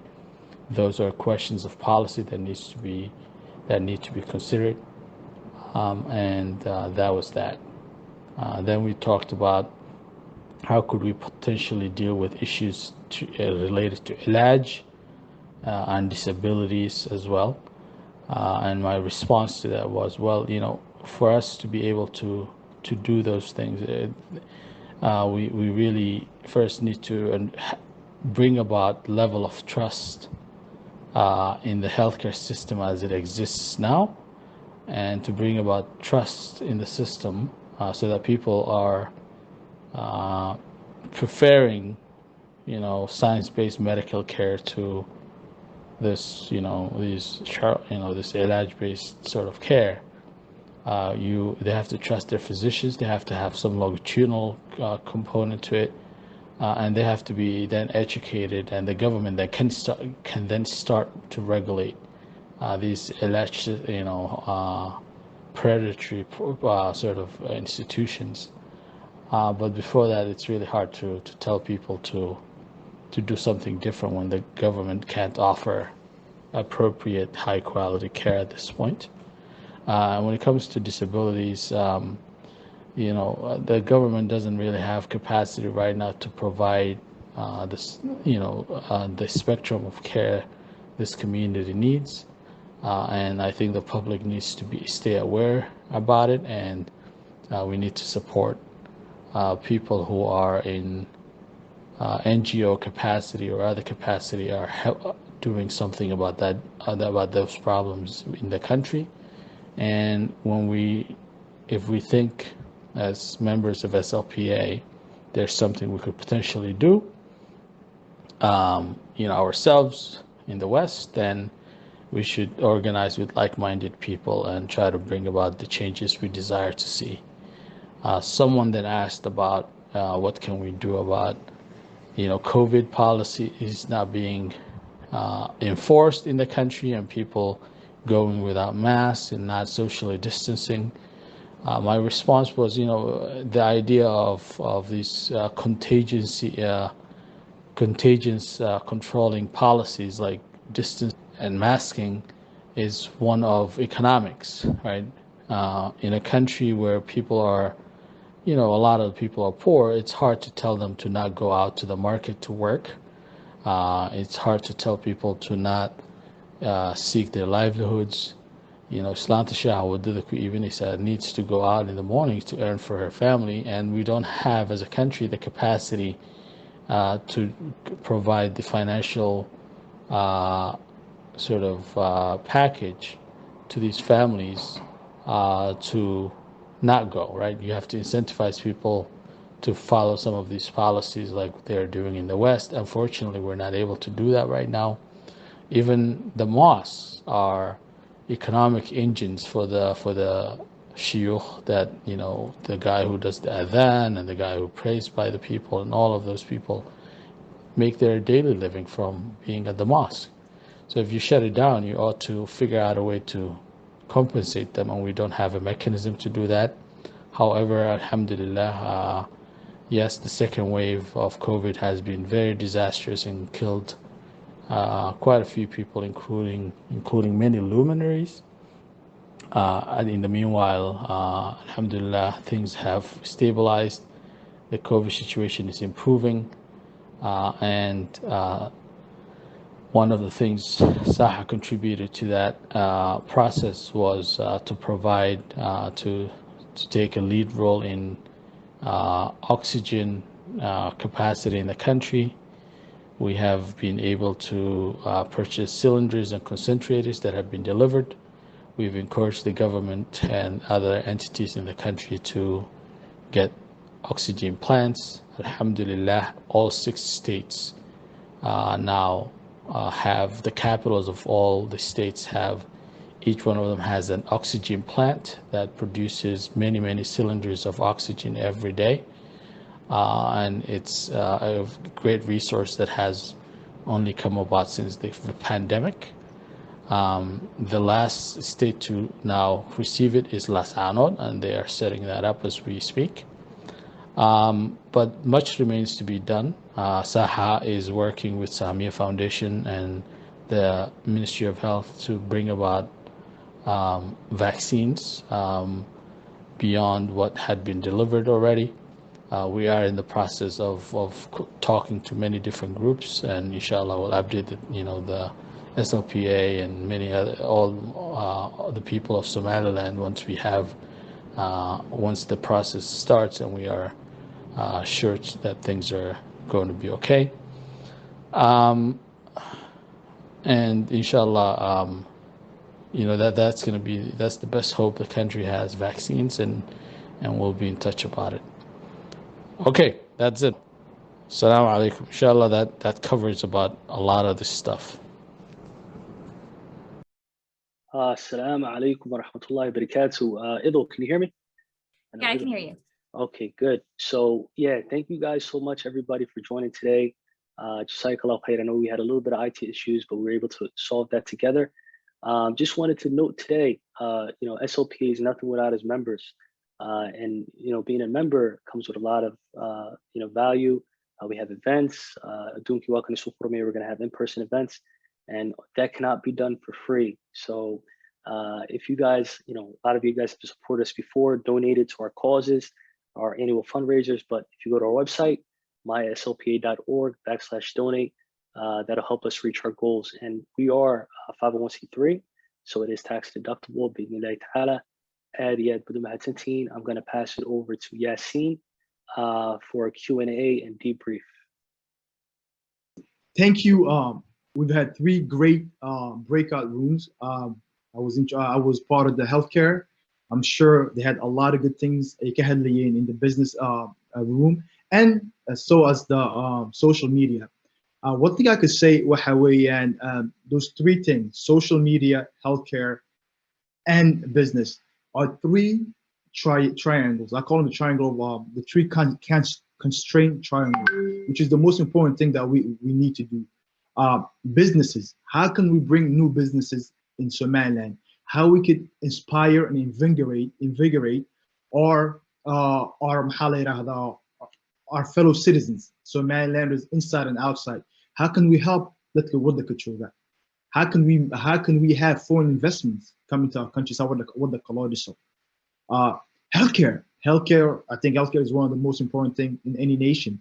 We can have a good human capital if the people are not healthy. So this is another thing that we need to focus on. Alhamdulillah, I see that a lot of our youth, a lot of our professionals are working in the medical industry. So we could confidently say that our health industry is in safe hands. And another thing that adds to this triangle is social media. And we've seen with the recent events that happened in the world, with the BLM movement, with Palestine right now, that we could change the narrative. We could take back our narrative. We could be we could be in charge of our own destiny, you know. بريجو هراء وحلا رنشري أدونك اسمه مغلي كني اسمه كتيرين لكن إمك we are a click away from enacting a change. You don't need 10 people to make a change. One person can make a change. We remember the Arab Spring. قف كلية تجربة in Tunis, and we've seen this whole domino effect that happened. We could still do the same thing. So we need to find out a way to connect those three things to have a country with 30 years. Now the question is, where is Somaliland going to be in the next 5 years? What are we doing in the next 5 years? Then the next 10 years, are we going to leave this? Are we going to leave Somaliland worse than we found it, but better than we found it? And this is a responsibility that each one of us here share it. And each one of us, like I said, we are ambassadors to Somaliland. And Alhamdulillah, SLPA has brought a lot of beautiful talent and bright individuals. Not only that, people that are like-minded and people that want the same thing and the same goal. So this is a good start. This is just a start. We've just scratched the surface. The 50 people so that are here need to find ways to collaborate, ways to bring their ideas closer. Not only that, we have to share it. We have to share it with our cousin, with our friend, with our co-worker. Because it's a success story. A country that came out of a 30-year war, and I mean, we're doing great comparatively to our neighbors. We're doing a lot of great things. Not only that, we've seen with Bashir school what happened when we give our students the opportunity to do something. We have kids that came in, and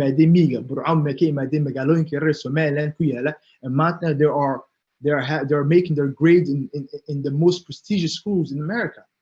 So we have the talent. We just need to give them the resources and the opportunity.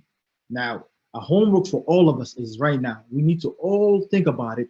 How can we individually or as a whole contribute back to the country? There's a saying that says, to whom much is given, much is expected. There's so many people in Woodland Kenya and in all of Africa that would love to be in our position today. We can see that the Mediterranean is full of the corpses of our cousins. And they all want the same thing, but we are here. So the question is, what are we going to do? What are you going to do individually to enact that change that we need?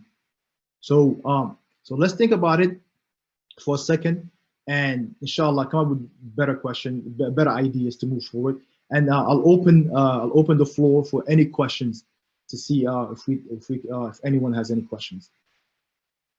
Yeah, I think we have time for maybe one question.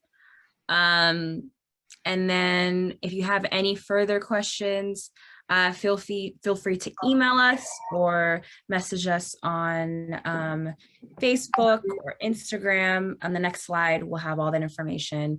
But if someone has a burning question for one of our speakers or SLP specifically, please ask them now.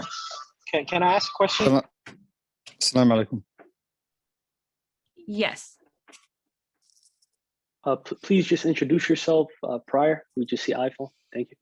Oh, okay. Yeah, I'm sorry. Gela Ali Marshall from Columbus, Ohio.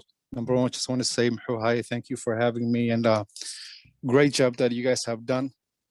I think the only thing I want to say is, especially from the breakout room that we came from, I just kind of wanted to add one thing, which is when it comes to regulations and creating laws, I think one of the most impediment that we had in Somaliland for a long time has been incompetent parliament. So I think the main thing I want to say is, at 30, we have to be hopeful for the new parliament, inshallah, that's coming in, for a more diverse women, more intellectuals. I think that's going to be what will harness our ideas, inshallah, to creating better laws that we can leverage, the new technologies and where the world is at today. So I just wanted to kind of make that point that, inshallah, one of the things that I'm honestly grateful for and optimistic is the new parliament. I think that would be that will help in advancing a lot of our ideas here today. Thank you. Wonderful. Thank you for that contribution. I think Ahmed is the last person. He has his hand raised. Feel free to unmute yourself. أحمد ضدا بدنا وأحمد كوي. Ahmed Aden. وأحمد آدن دري. وأسيقي ويا. السلام عليكم. ما مغليسان. سنفعل. أنا واقف كما قال كل لساني قد جيم بوا سلامتين وانا مهاتسنتين شقاقي ملال قبطين إن أنت ماشي فرددا ونبتوها إيو إنتي نقود هامبا وذي سلامية نينكا إنشورس كهاد ليين عاب فرع مثلا سؤال ويدي وسنكي والله يقصوا حري وأنا كلام ويدين دونا إن شاء الله وسلامتين قد جيم أنت سانو كعي. Hi, and Osman has his hand raised. Assalamu alaikum. My name is Osman Hassan Farah. I'm currently in California, Silicon Valley to be exact. I'm working for Amazon, and I'm working to become a data analyst slash scientist. And the last 4 years, 5 years, working for the Watanki, Somaliland, I work with the different branches of the government, as well as having my own projects on the side. One thing I've realized in regards to the parliament and the laws that are being initiated, some of them are open, but are not focused to addressing social and banking issues. One of the biggest problems I saw was regarding the banking law. Now, the banking law only incentivized to have Islamic banking. Now, we had DP World come into the picture, and they did state that they're going to open special economic zones. Now, within that framework, I believe we can open conventional banks in those areas.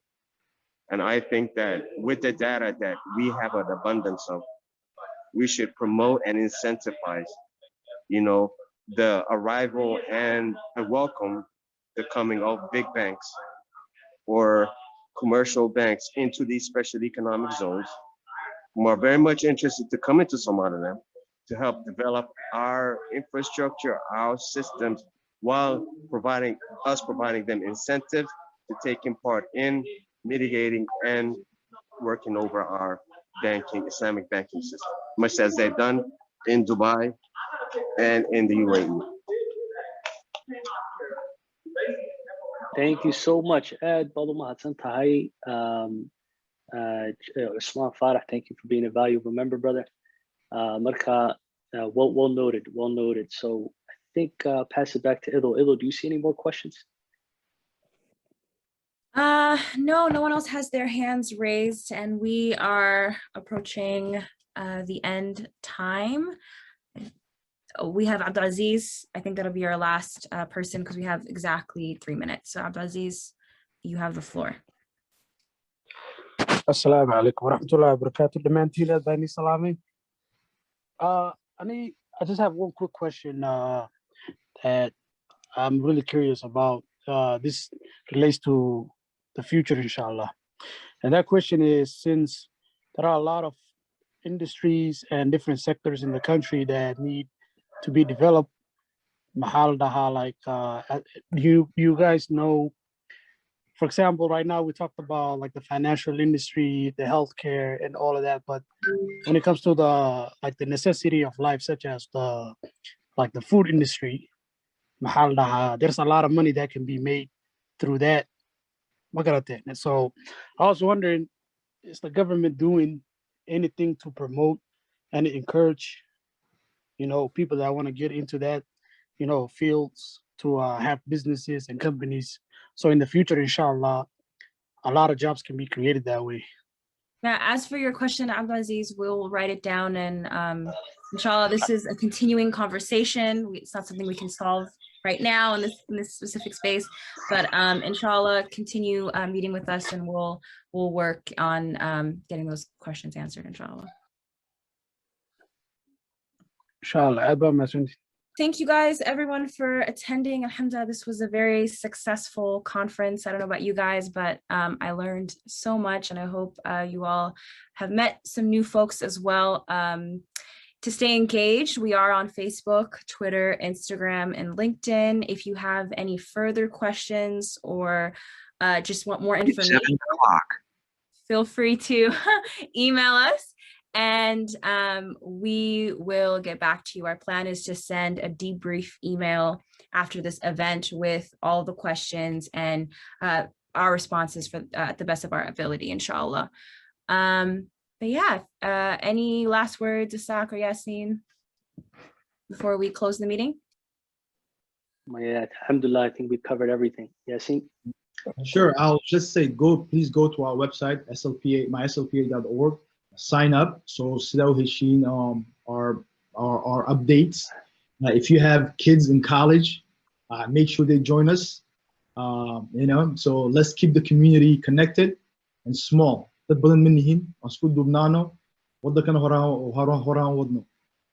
say some of the questions that came about, those are ongoing questions, and inshallah we'll continue the conversation in our next event. And everyone that attended, we'll send you guys an email. And if you have any questions, do not hesitate to send it to us at myslpa.info@gmail.com.